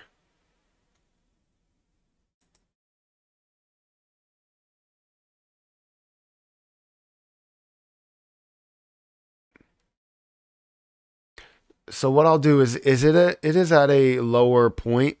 I do like Kronos, so what I'll do is I'll reach out to them if they want some sort of review. We can always do that, but it's a very low market cap, so I would love to put out a review of the position, but it seems that you probably have other people that are talking about it, especially as it does push up to millions of dollars, hopefully worth of a price. So yeah, we'll definitely cross that bridge when we come to it. Not sure, Matt. It's a community driven, and there's a Twitter page. So yeah, I see the Twitter page. I'll look at it closer, and just give it a look.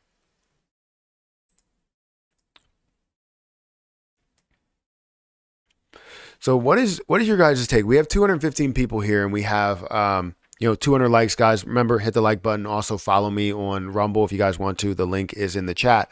But what's your opinion? Somebody mentioned today that going on an exchange or having your money on an exchange is not the right thing to do. That you should have your money kind of, or your cryptocurrency on a cold storage wallet. Or just in a wallet in general, where you have freedom to doing things on the chain. What's your opinion on that? Do you feel as though um, investing on an exchange is insanely risky and that people shouldn't do it? Or do you feel like it's necessary for a lot of people to have quicker movement? Like, what's your opinion on that? Because I would like to know how everybody else feels. Man, we're getting going all in video on XRP. I know it's coming at some point. So I already have a going all in video on XRP. I did go all in. I haven't bought anymore, and I'm not going to buy anymore.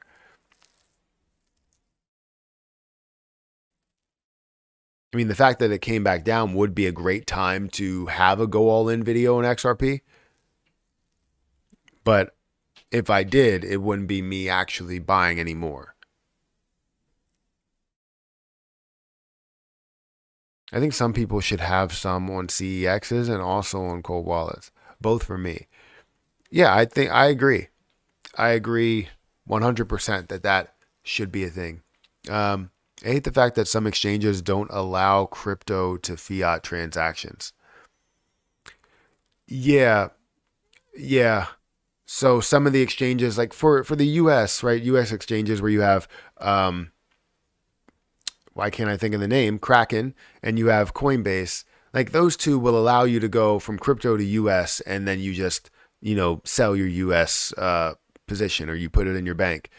For others, it may not be like that, right? I don't think, and I may be wrong, I don't think 100% that KuCoin is like that, but I do think you can still transfer out to do that. But there's other exchanges, you're right, that don't allow you to transfer to USD, not necessarily a USD coin, but USD in general.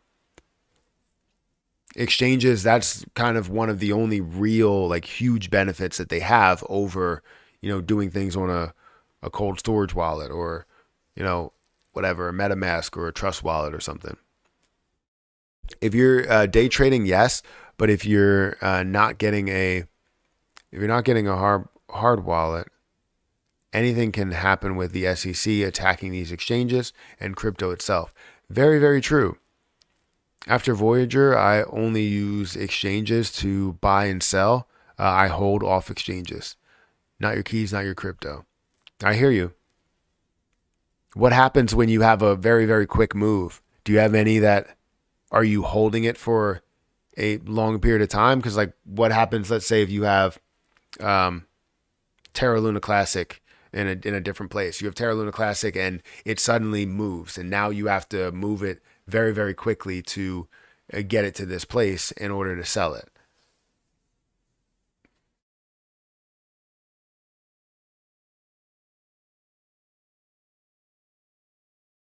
Because it could be something that cost of living skyrocketed. Interesting. Uh, Matt, all my Lunic is on Kraken and it's a decent amount. Yeah, I was thinking about moving mine to Kraken because that's an easier place, like at least for the ones that is free, like free out in like the open wallet, and I can sell left and right and do whatever I want very quickly. But if I have it over on TerraStation, I have actually majority of it that's locked on TerraStation, but I kind of want to move the amount that I'm getting from like staking over to Kraken because just in case I want to sell it, I can sell it at any time.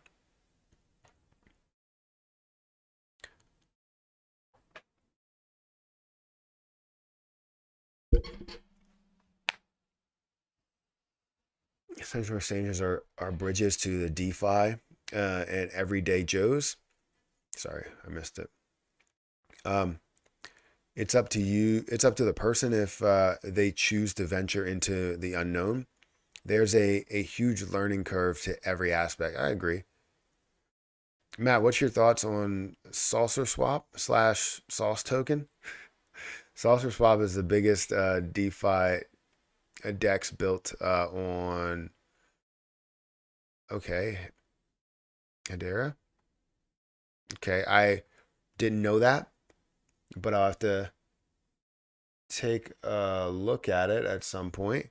I just want to go through kind of people's responses here with this. My Lunc is locked on Terra Station. Still listening. Just wanted to say that. Well, thank you for not only tuning in via audio, but also putting something out there and letting people know how you feel about exchanges. Valid point. Short-term exchanges or hot wallet, long-term cold wallet. Yes. But what happens? Do you have any? So for me, and this is why it may be a little bit more difficult. For me, I have short-term and long-term in the same place. So maybe it's difficult to where, or maybe it's not difficult because you now have it separate. So you look at your short-term that's already here, and you're going to make these moves as time goes on. But let's say it's XRP. You have a total of 2,000 XRP, and you have a plan to hold 100 to 500 for the long term. So you keep 500 over here in the long-term portfolio platform, which is the cold storage, and then you have 1,500 in your main mover exchange to continuously take profit and get out of that play. That would be the way to do it if it was for me, because typically with my position, I'll have 2,000 and I'll want to have a certain amount in the end. But I will sell as time goes on in the short term. So, yeah, I guess that makes a lot of sense. What about Luna 2? I have Luna 2. I have a little bit of Luna 2. But I think Luna 2 getting to $1 is fairly simple.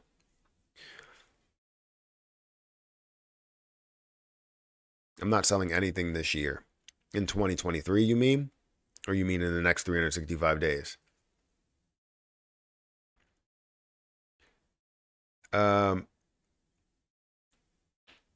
You're killing this. What's your thoughts on Terra to $1?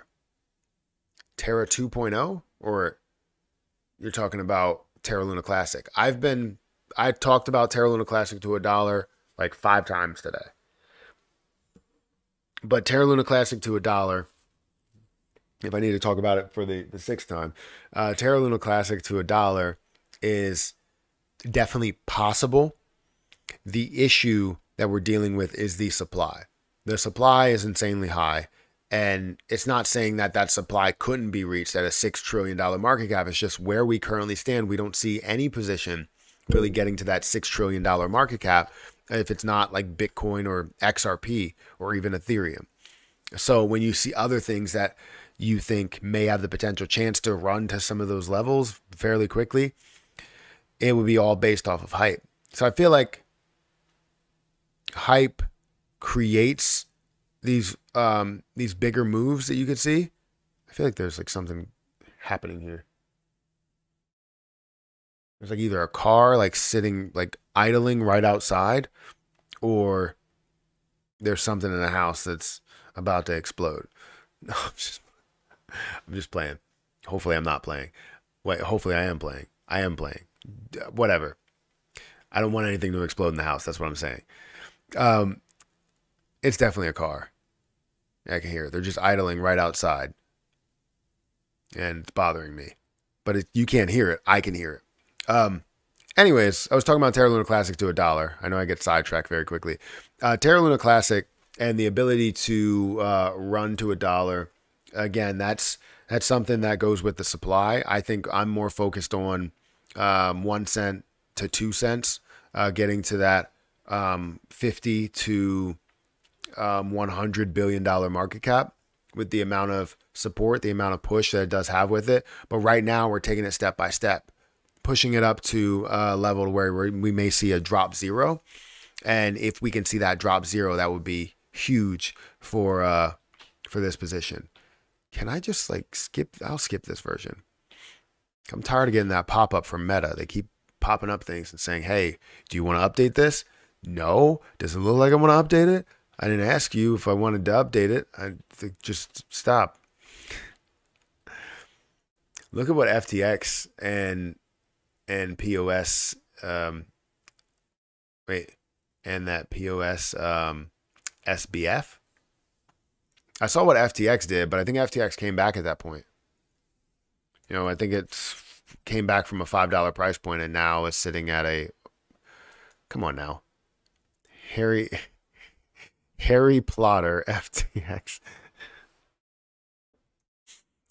That's funny. And it's labeled FTX there. That's funny. It's down to $3.50. But in the last day, it looks like it is up. If we look at the last 7 days, it's probably going to show, yeah, it's still up. I mean, it's up 200%, but it hit a high of about $5.40. So FTX looks amazing with the growth.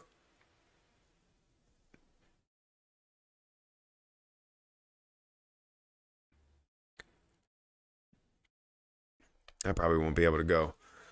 Let me actually check Erica's calendar really quick.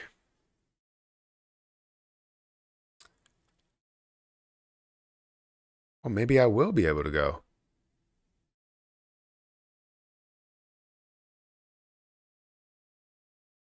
Maybe I will. I don't know. I'll have to respond to him in a little bit because tomorrow looks like a free day, just like today. Kraken is kind of reputable and honest. I think after all that happened with Luna, FTX, and bank collapses, if exchange site survived that, I feel a bit comfortable. I agree.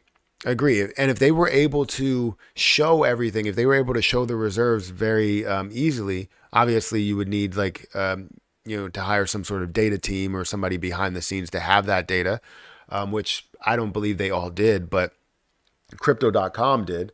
They came out with that data so fast. It was it was kind of unbelievable how fast they had it. So they already had all of this data to begin with, and they were able to just show it to everyone and kind of set the bar for everybody. And now, as you go on CoinMarketCap and you look at exchanges, you click on exchanges here, you're going to see that every single one of them, if we find the ability now, I don't know where that is, because typically they have like the little coins here that show what the reserves are. But now I don't see those reserves within the top exchanges. Kind of like this. Reserve data unavailable. So everything, you would typically have those reserves. So they must have changed it. And I don't know how or where they put those reserves. Do you have to click in to see if they have them? Wait, submit reserve data. I know they had the reserves on here. I've seen it multiple times. So I don't know. Maybe they don't update um, a lot of their reserve data, but some of them don't have reserve data available. But then again, none of them do because I can't get into it. Floki is running, is it? Is Floki running?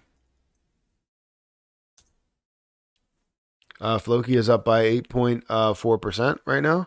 It's up to a $317 million market cap. Yeah, so Floki definitely is running. $46 million. That's the third largest, fourth largest meme coin or something?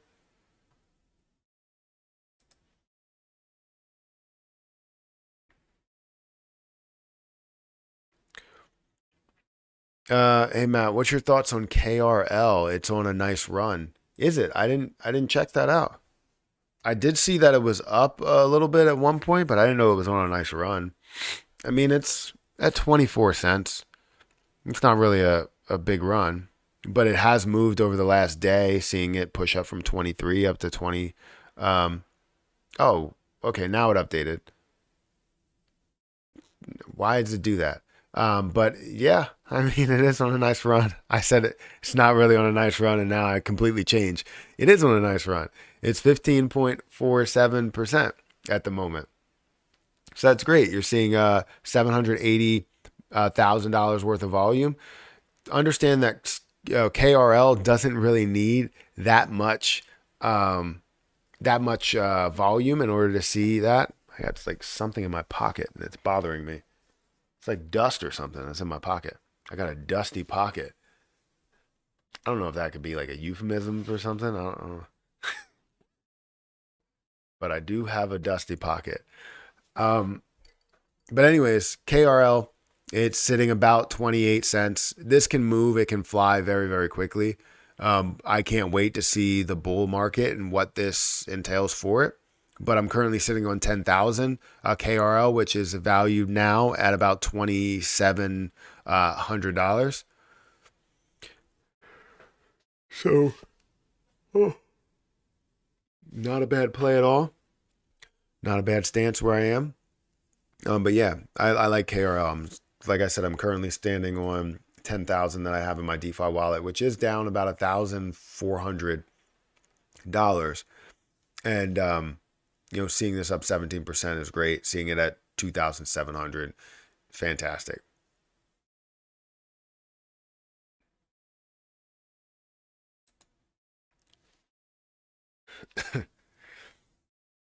They are dusty pocket. That's how I feel after a bear market. Yeah, I feel that way as well. All right, so what we're gonna do is the next. Maybe we can go for a little bit. Yeah, we'll go for a lot longer, and then we'll go live on Rumble. We'll do a Rumble only live stream um, later today. We'll restart it. So we'll stop it and then we'll restart it. Or no, actually, we can stop everything else and we can keep Rumble going. Yeah, we could do that. We could do that for sure. Please check sats. So give me a second. Let me go and check this. Sats.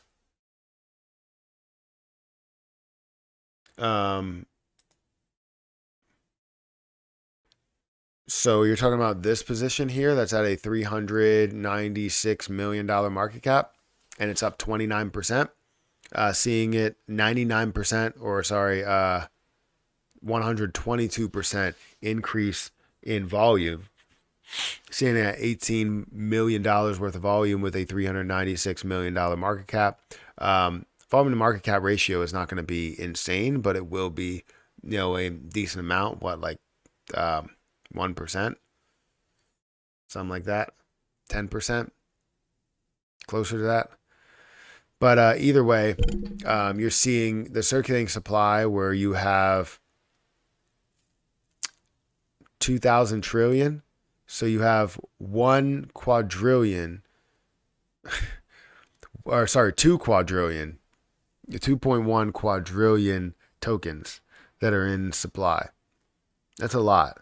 That's a lot of tokens. I don't know why you really need that much. I'm pretty sure like with a certain amount of zeros, you can't get listed on some of the top tier exchanges.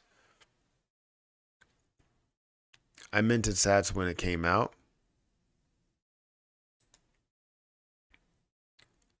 I'm pretty sure you can't get on like certain exchanges when you have a certain amount of zeros or something like that. I don't know how many zeros they have, but I don't think this is the limit at all. So I think they're good. But you have 2.1 quadrillion tokens in supply. KuCoin, Gate.io, a lot of different platforms that it is available on. It looks like the max supply is the 2.1 trillion, 2.1 quadrillion.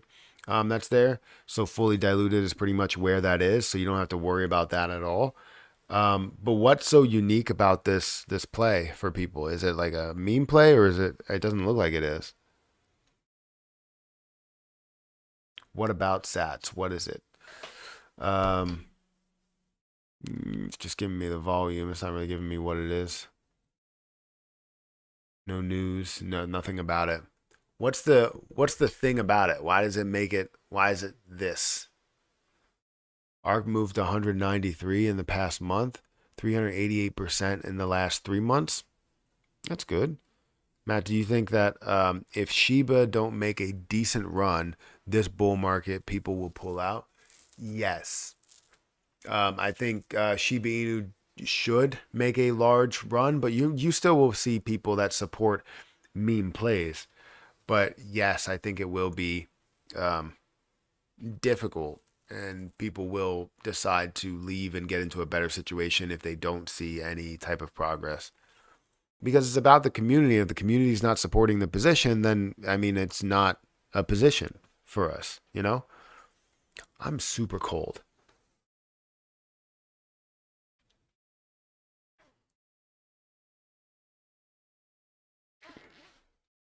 The downside, let me actually bring up the market, and hopefully the market is starting to run. That's what I want to see, is the market just get up to a 1.5 trillion or whatever. The downside to things right now are all of the YouTubers putting out misleading information, speculation videos. So thank you, Matt, for putting out solid information. No problem. You know, I try to do that as much as I possibly can.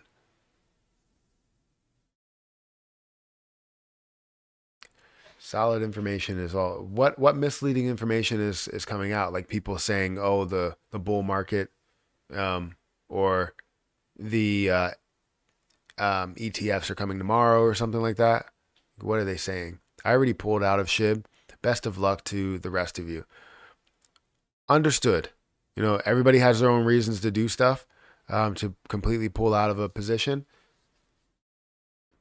The the problem that I have with a lot of plays, or a lot of the things that I do, right, and I know other people do it as well, is they will see a really really bear market, and they'll get out of the position because it's so low.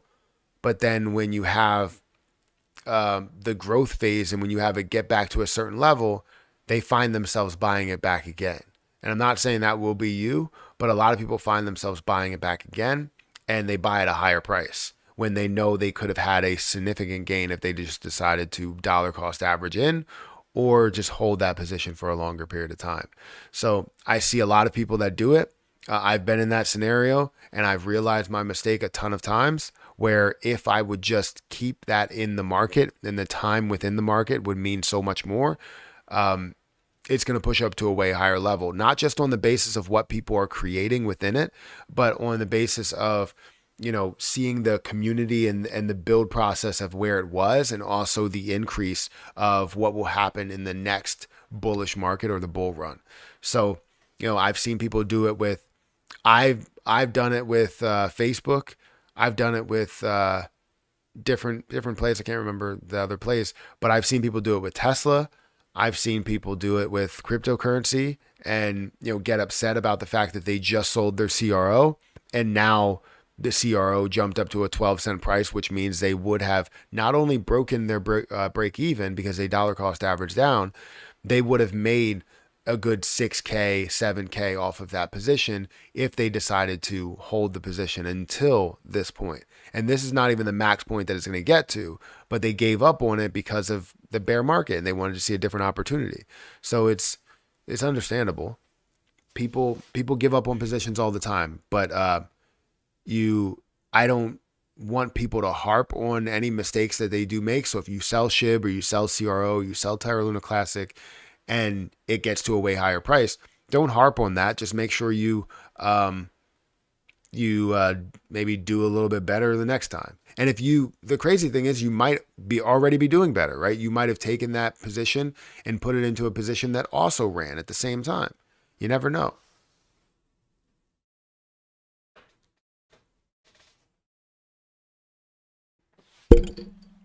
Um, I also pulled out of SHIB. They found that I had 9 million. Wait, then I found I had 9 million in a wallet, and I forgot about. Well, that's good. That's always good to find something that you forgot about. It's like finding $5 in your pocket when you're doing laundry.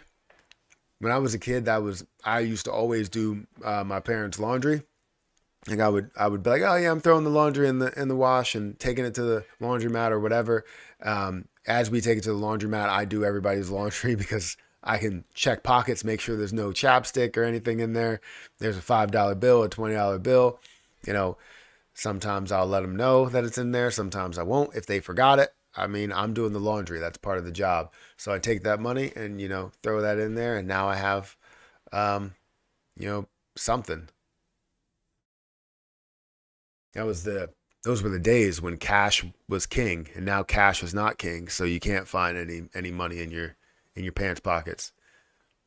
Like I can't tell you the last time I have like $20 or something in my wallet, but just in case, and I never use it. I've had this $20 bill in here since I don't even know. I think I might even have two 20s. Maybe. I don't know, but I don't have my wallet on me, so I can't tell you. I did the same thing, sold SHIB, got tired of looking at it. I hear you. I hear you. I ate bullet on Tesla. I ate the bullet on Tesla as well. Made profit, but could be so much more. Yeah, I agree with you 100%.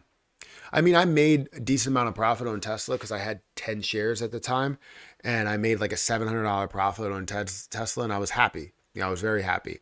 But seeing as they did the, like reverse split or sorry, not reverse split, they did the split, and then the price rose a hell of a lot more, and it's just like, I don't know. It's something that I'm not super happy about because I could have had so much more there.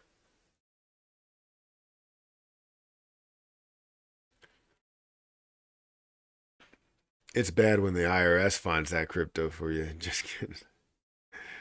Yeah, I guess the IRS is not going to be able to find any crypto on some of these DeFi wallets. It's going to be a mess to track a lot of these things. Now, when you go through crypto exchanges that are regulated, yeah, I mean that's a different story, right?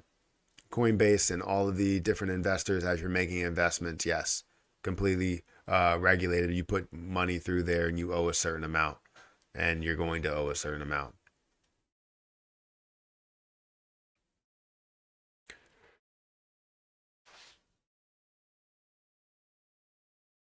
Uh, don't panic. This is perfectly normal for the market and CRO coin. The next leg up will be huge. I don't disagree with you.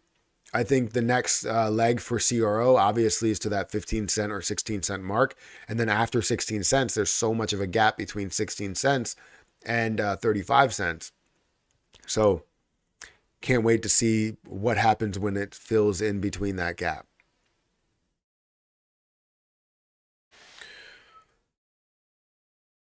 Matt, have you started buying Coinbase stock? If so, what are your thoughts on that position? So I haven't bought Coinbase stock. A lot of my stock positions have been hovering around the dividend side of things. But I did talk about Coinbase stock, I don't know, like 5 times. I always like to give people opportunities, even though I'm not in them. Right? I would like to do it, but I didn't have the right setup to do so. Right? For me, I have my dividend plays, which I have over in Robinhood. If you guys want to check that out, let me make sure Robinhood is good before I log into it, and we'll jump in. So I'm currently sitting at this. This increased a lot. Oh no, I added $50. So I wanted to add $50, and I needed to buy certain things. I was going to say it increased a lot, but it looks like it didn't increase a lot. It started to decrease quite a bit.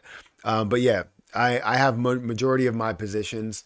I have my main short term positions over in Webull, but then I have my Robinhood dividend portfolio over here.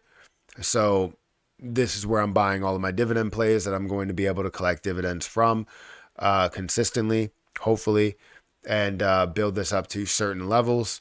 When it comes to, at the end of this year, I would love to have a minimum of 3,000, a maximum of like 5,000, unless I come into a lot of money to where I can jump to a higher level. But most likely, I'm not going to invest more than I need to in there. So I kind of want to be at that maximum of 5,000 and then continue to grow from there. So for when it comes to stocks, I mean, I haven't bought Coinbase because I don't really have the right setup to focus on. I'm putting majority of my money into, Robinhood here to do the dividend investing.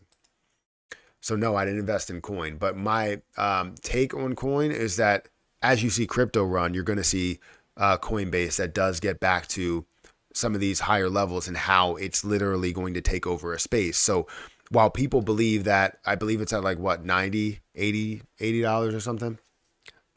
Let me go back here, and then I'm going to bring up. Actually, I could just bring it up on Robinhood.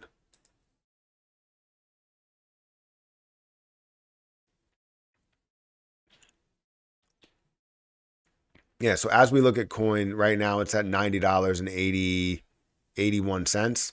And over max, right, where it was at, it started at 350. I don't know why they said 250. But it got all the way up to a level of, then they only say 340. It got up to $400 because I made profit in the beginning, and then it started to dive down, and it dived all the way down to about $100, and now you're seeing it hover. It even got to a low here of about $35, and I thought that was an absolute steal, because if you can get Coinbase, which will probably be one of the biggest companies to invest into for the long term, you would see this you're going to see this worth so much more, right? So think of where Tesla is now in the form of market cap. I believe, what's Coinbase market cap? Do they have it here? The market cap is $22 billion, $22 billion, and I believe Tesla's market cap is like a trillion or something like that.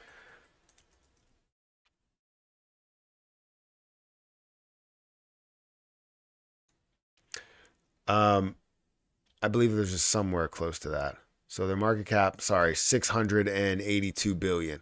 So literally look at some of these levels, and you're going to see coin be worth so much more than where it is right now, because it's going to take over. It's literally going to be like the leader in an entire space.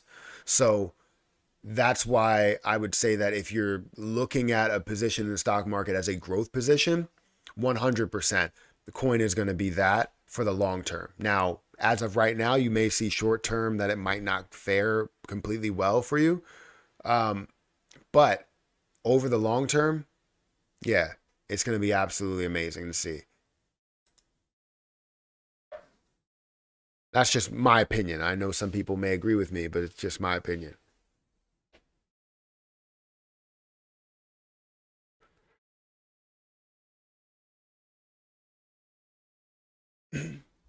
You get what you pay for, in my opinion. Higher fees seem safer for the asset, in my opinion. Yeah, I think I've asked this before, but what are your thoughts on RFD?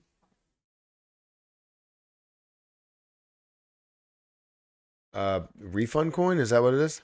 You might have asked it. I remember going over it. Is this the position? Refund coin?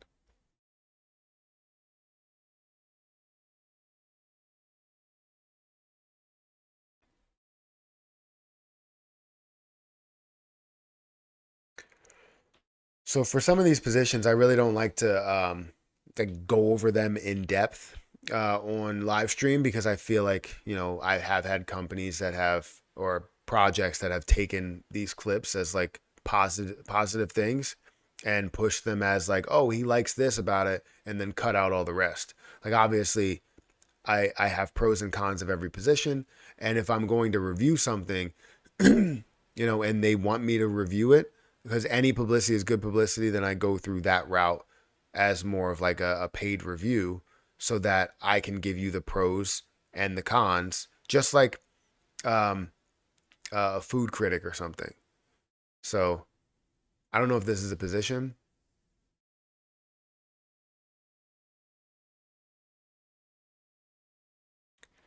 but yeah, I'll leave it there. I don't know if that's it. All right, so we got 212 people here, guys. Hit that like button. I would love to get up to 300 likes. I think we may be close. Maybe. We might be. Let me shrink this down.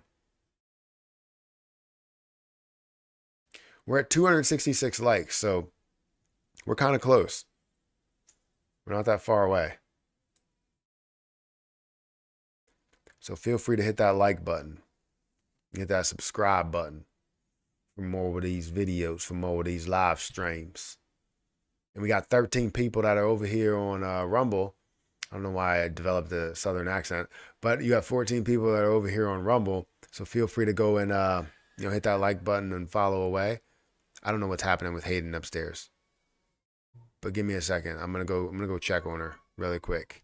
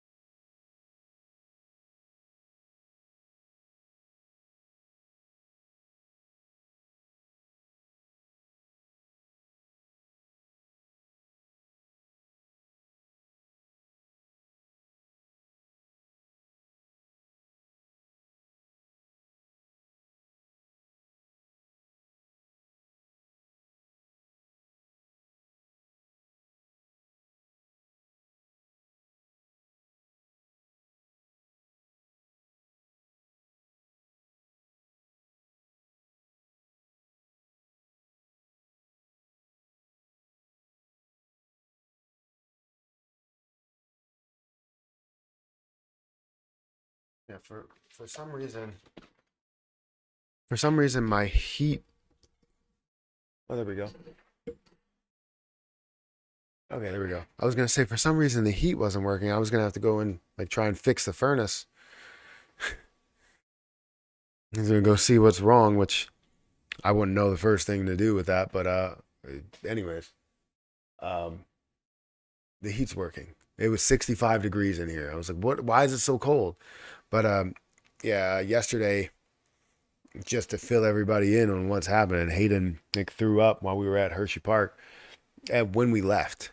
So, and then like threw up last night and threw up just a few minutes ago. So that's why she was crying. Um, but yeah, that's not a good thing. Not a good thing at all. If she has an upset stomach, we should probably give her. Trying to think of what we can give her. I think we have like some sort of kids like Pepto or something. I don't know what. I don't know if that's for. Yeah, it's for upset stomachs.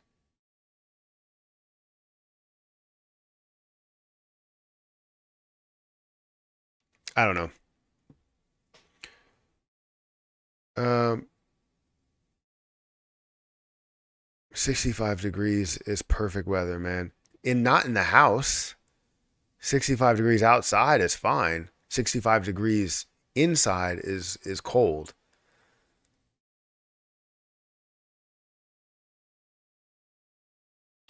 There's a difference between outside weather being at 65 degrees and I could take that, but inside weather being at 65 degrees, it's not good at all. Not for me at least. I need to be warm.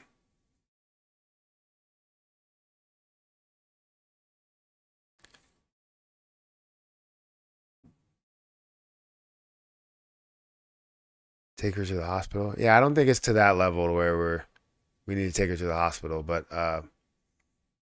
if it needs to get to that point, then yeah, but we're not at that level yet. It's just a simple upset stomach. We are currently at 299 followers. We're one follower away from 300 followers. Well, I'm in Florida. 65 degrees inside is good. Well, yeah. I mean, you're in Florida, yeah.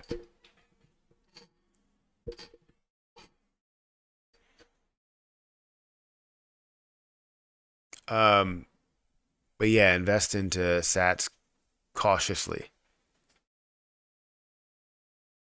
says Gaza, Gaza. Matt, thoughts in DCK? Is that a different position? Is that a position here?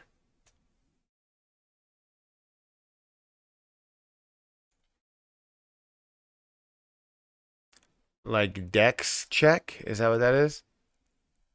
Which is currently sitting at a $3 million market cap, with $554 million or $554,000 worth of volume, 14% in the volume to market cap ratio. Doesn't look like it has a ton of push to it. You would have to check into a lot, about it. It doesn't really have a lot of a crazy amount of markets. It does have more than I expected. Seeing it on KuCoin, seeing it on PancakeSwap, Gate.io, BitGet, all of those. Cryptology as well. Not a financial advisor, but a financial realist. All right, I can see that. Vegas Eno token been burning them tokens plus the community to dev on point. That's great. That's fantastic. DOT is looking good. Let's actually look at the rest of the market. I don't think we've looked at the market in a little bit. You look like my homie Dom. Well, I'm not. I'm Matt. But I don't know if that's a good thing. I would assume so. But what's going on? Anyways, let's look at the rest of the market.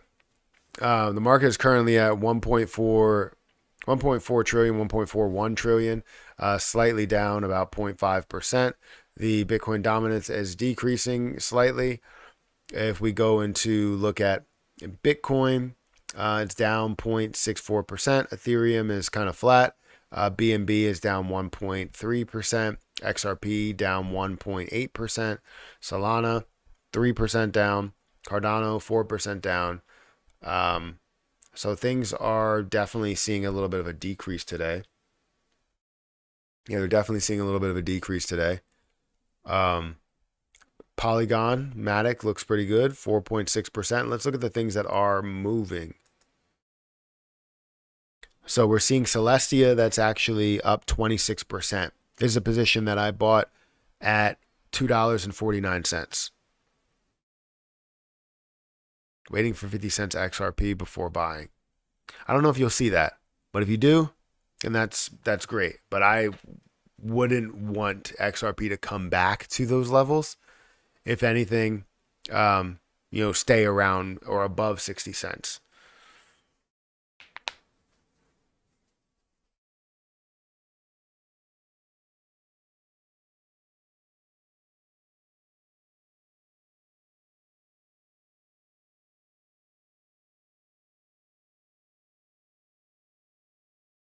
I'm activated. Number 300.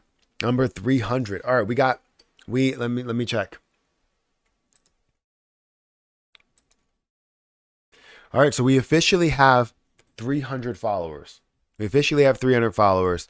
So what we're going to do is we're going to do another giveaway over here on this platform. And we're going to basically take let me go over to crypto, and we're going to go the 100, and we're going to skip the first 100. We're going to skip the first 100 coins. So guys, get your coins ready, or going over to this platform from 101 to 200. We're going to pick a coin within 101 to 200, and whatever position is chosen will be the winner. Now let me go ahead and select one. I gotta look at it off screen. You know what? Let me see how far I need to scroll up and down. I'm gonna keep scrolling up and down. You know what? I will not even let people know which way I'm going, because I'm gonna not even scroll at all. The top 200 positions.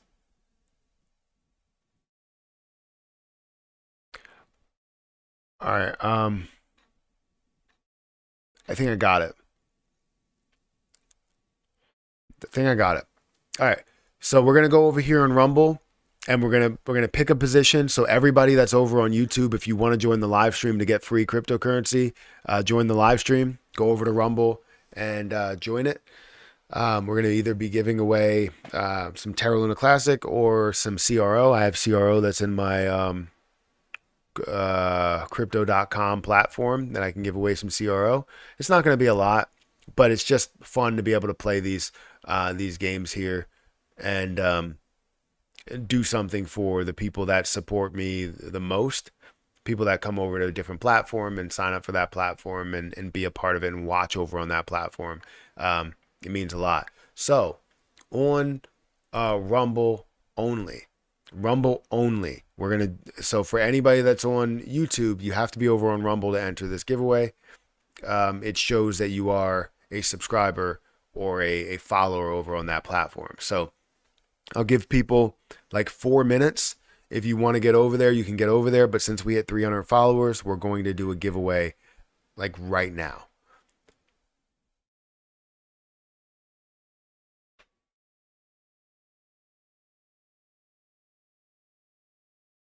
Yeah, definitely hit the like button on your way out. But you can always go back to YouTube if you want to. Either one really does show your support.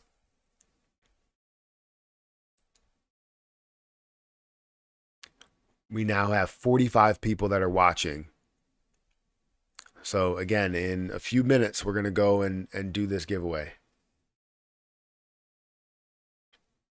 My eyes are tired.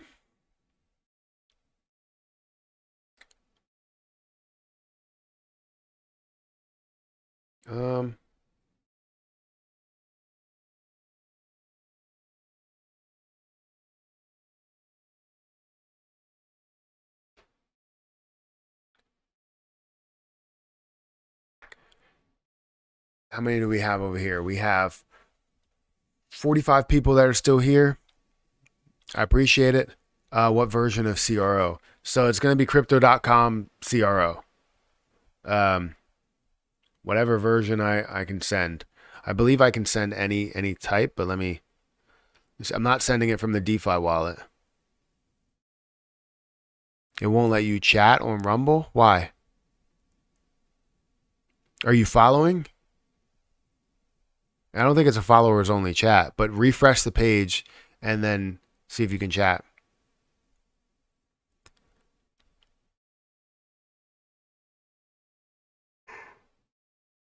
You have to verify your email. All right, well, verify your email. All right, now it's getting hot in here. Let me see. So if I go over to Kronos, let me go back here. I'll go to my account and then I'll go to wallet. I'll go to Kronos. And then when I transfer, see, not here for a free token, just want to see who wins. Well, I appreciate that. Appreciate you being over here. Let's see if I wanted to. I don't want to wait. Am I withdrawing? Technically, I'm withdrawing, but I'm sending to another person's external wallet. Wait, do I have to? I don't have to like save their address at all, do I?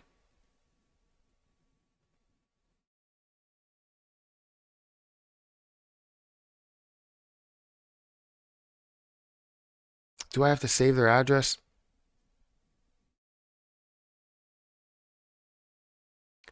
I was 300, but it says, oh, you were 300? Let's turn this off. Not turn it off, but shut the vent. Yeah, I think it may be difficult to send. You know what? I'll do it the easy way. I'll just get it from Coinbase. So I'll buy it from Coinbase and then I'll send it over. Because honestly, I don't want to have to do it the other way. Because I feel like I have to add your address into my So if you have a Coinbase account, hopefully you do.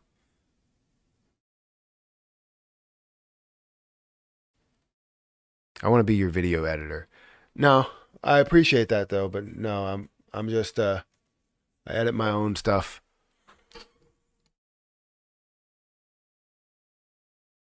Yeah, I appreciate you saying that, but I don't need video editing. I post the videos without editing them. I post too many videos to have the time to edit.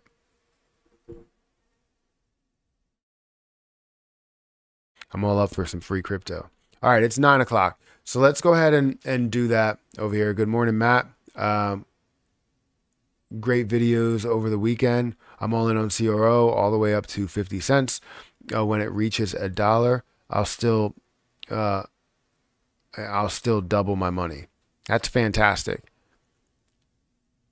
Just started following yesterday. I'm trying to learn how to buy and sell and trade, but I think I'm overcomplicating it. Well, we can always talk about it. Let's have a conversation about it. We can definitely do that. All right. So let's do this. So I'm gonna shrink down YouTube just for a little bit, and we're gonna do the giveaway on Rumble. So basically, what we're doing is I have not out of the top 100 coins. It's gonna be the top 101 to 200 coins. So from that level by market cap, if you guys know what those coins are, or you can go through them, and you'll be able to win this giveaway. So I already picked a coin or token, and go ahead and start guessing.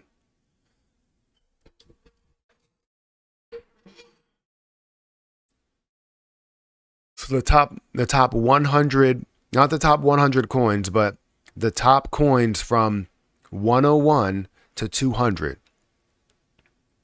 So from 1 to 100 is out of there. Don't worry about that. From 101 all the way up to 200.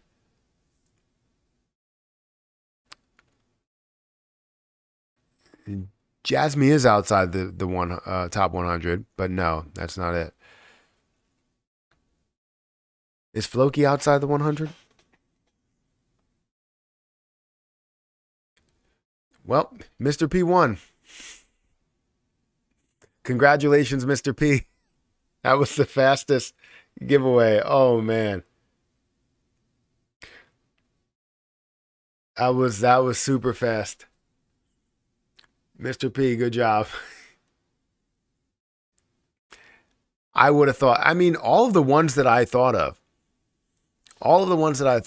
literally, I was looking at Comp, I was looking at Jasmy, obviously, and I was looking at Anchor as kind of those top ones to choose. And I was like, maybe I should probably not choose Anchor because I feel like somebody's going to say Anchor. So, no way, I was just guessing. Well, that's the point, is everybody to guess. That was ridiculously fast.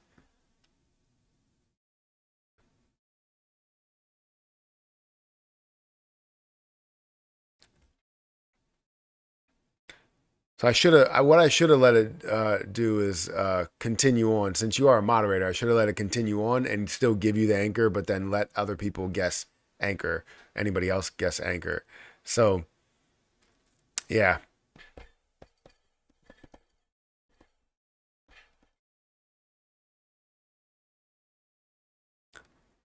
You just have good luck, Mr. P. That's what you have.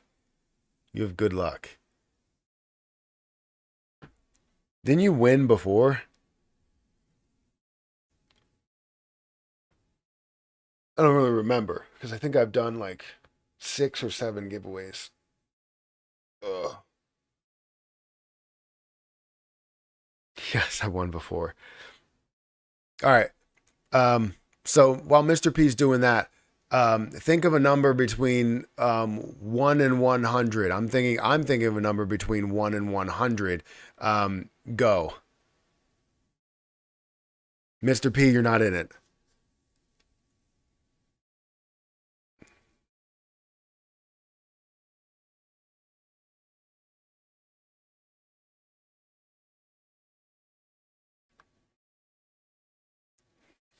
Thinking of a number between 1 and 100. 1 and 100.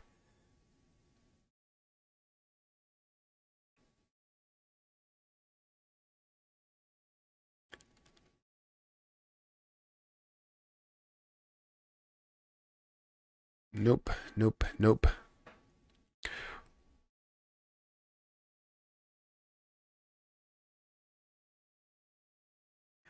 Someone put A? Why did you put an A? Oh, it looks like my camera turned off on Rumble.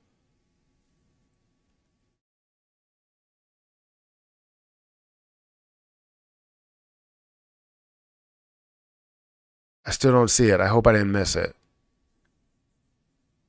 I still don't see it though.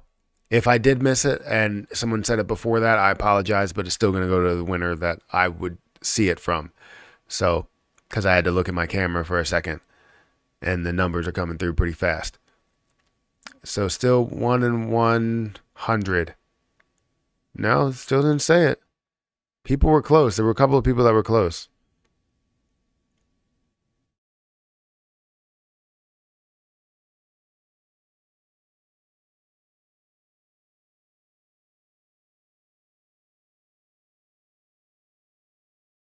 I still don't see it. Wow.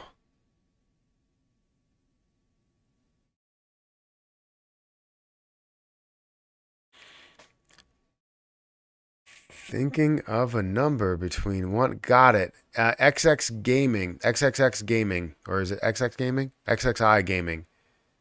Not XXX Gaming, but XXI Gaming. You got it. 37. And I hope I didn't miss it from anybody else because I had to look away because my camera. I have a mirrorless camera over here, and that's the reason why it didn't last that long. So that's going to be off for a little bit, and then we'll jump back into that. But Mr. P and XXI Gaming, is there anything that you prefer? Do you want like XRP, or do you want like a certain thing?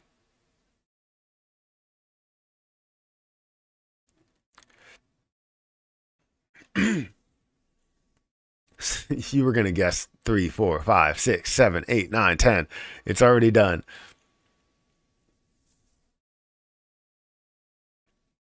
You can't just keep posting. 11, 12. I would expect 13's coming up. 13. You want Jasmy? Well, you're not getting Jasmy from me. I mean, I could buy Jasmy if you want.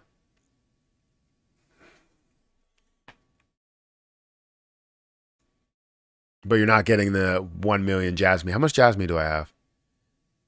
Um, I might be able to send it for KuCoin. I think I have some Jasmy and KuCoin. Let me see. But I think it cost me a lot to send it from over there. Or no, I might have moved it. I don't know.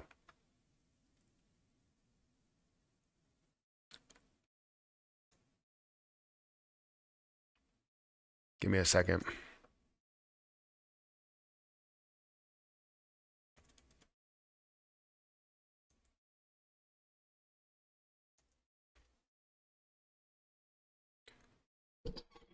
I feel like I need to sneeze. It's not coming out. There we go. All right, perfect.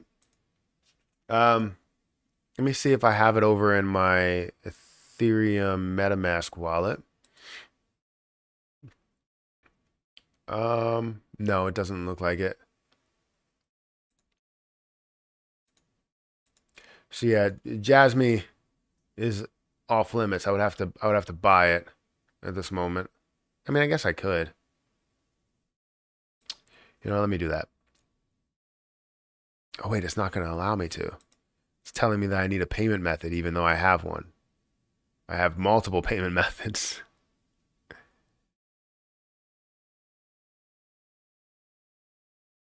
Yeah, I don't know what's up with Coinbase because it doesn't allow me to buy directly on the platform. Like right now, because it tells me I need a payment method and I need to verify certain payment methods, but I have all of the payment methods listed there and it tells me I have no payment methods. So it's weird.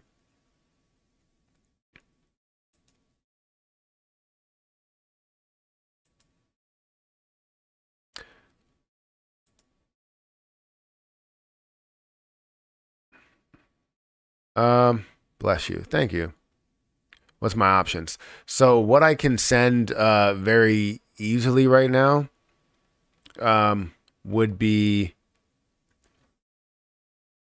I could send some Cardano. Send some Cardano. I could send XRP.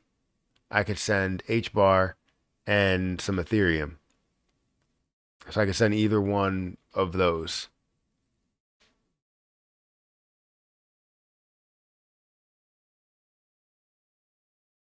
Mr. P, you have the same options. No Coinbase wallet. What do you have, Mr. P? You know what? I'll send XXI Gaming's whatever he needs, but Mr. P, you have just reach out to me on X. You'll take HBAR? Okay. Send me your HBAR address.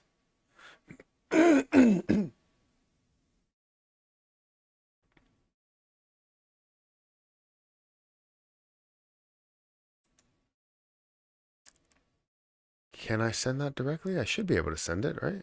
Send or receive. There we go.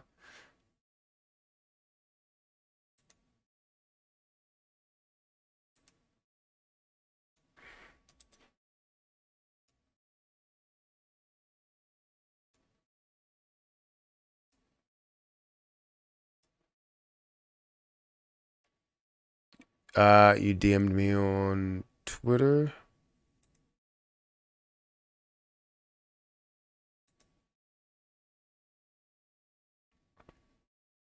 I see it.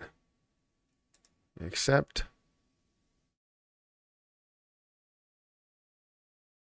All right. Did you? All right, I see it. But did you send? Can you send me your HBAR address and I'll send it to you?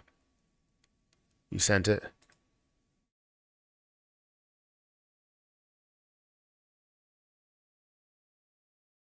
What?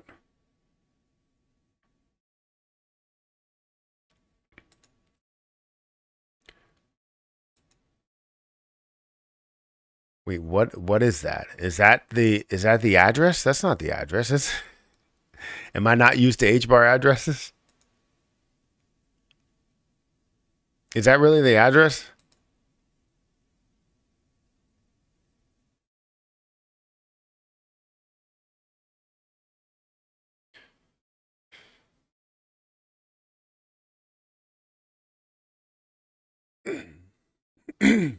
Yeah, please let me know if that's really the address here. I'll turn back on the camera in a little bit. It's just got to recharge.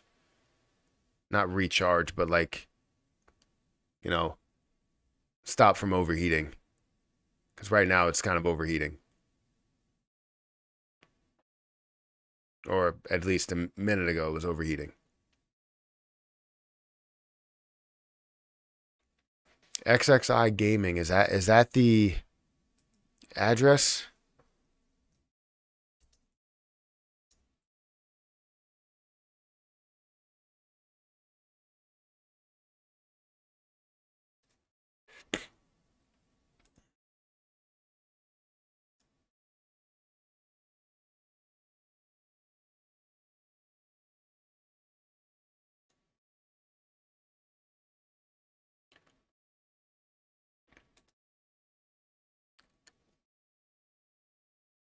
Yeah, that's for your Arculus wallet. I mean, if that works, can I send that from Coin? I don't think I could send that from Coinbase like that. I mean, I could check, but I don't think that'll be a thing. But then again, I'm not used to whatever that address is.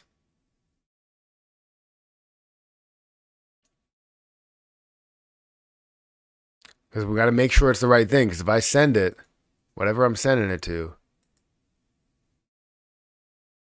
Okay, so it is. Do you need a memo? You're Your H bar may be lost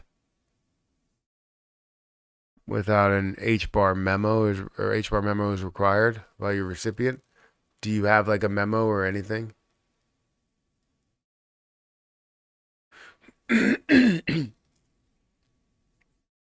I know this may be like a back and forth with any type of a delay because I have, I don't know, like 15 seconds of a delay, something. Not on Streamlabs, but on OBS. I have a really long delay on there.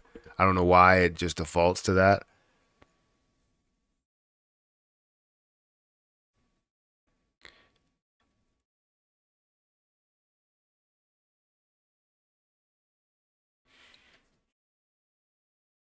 All right, who's on here?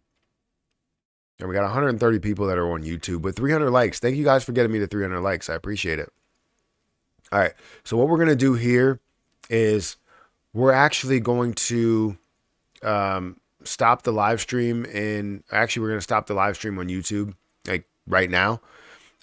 So if you guys want to join me, I'm going to continue over on Rumble. And, you know, we'll have the video up and we'll have everything over on Rumble. If you guys want to go ahead and follow me over there, feel free to follow me. The link is in the chat. And you can also, we're up to 307 followers. So hopefully we can get up to 325 or 350 or whatever. But yeah, we're going to end the live stream here. I appreciate all of the people that are here. Appreciate the people that have subscribed, that have liked the video, that have sent super chats, that have done everything to support me. I appreciate it a lot. Just take that next step and go over on Rumble and join me on that platform. But for everybody on YouTube, everybody on Twitch, everybody on Kick, everybody on X, thank you for being here again. And I'll catch you guys in the next one. See ya.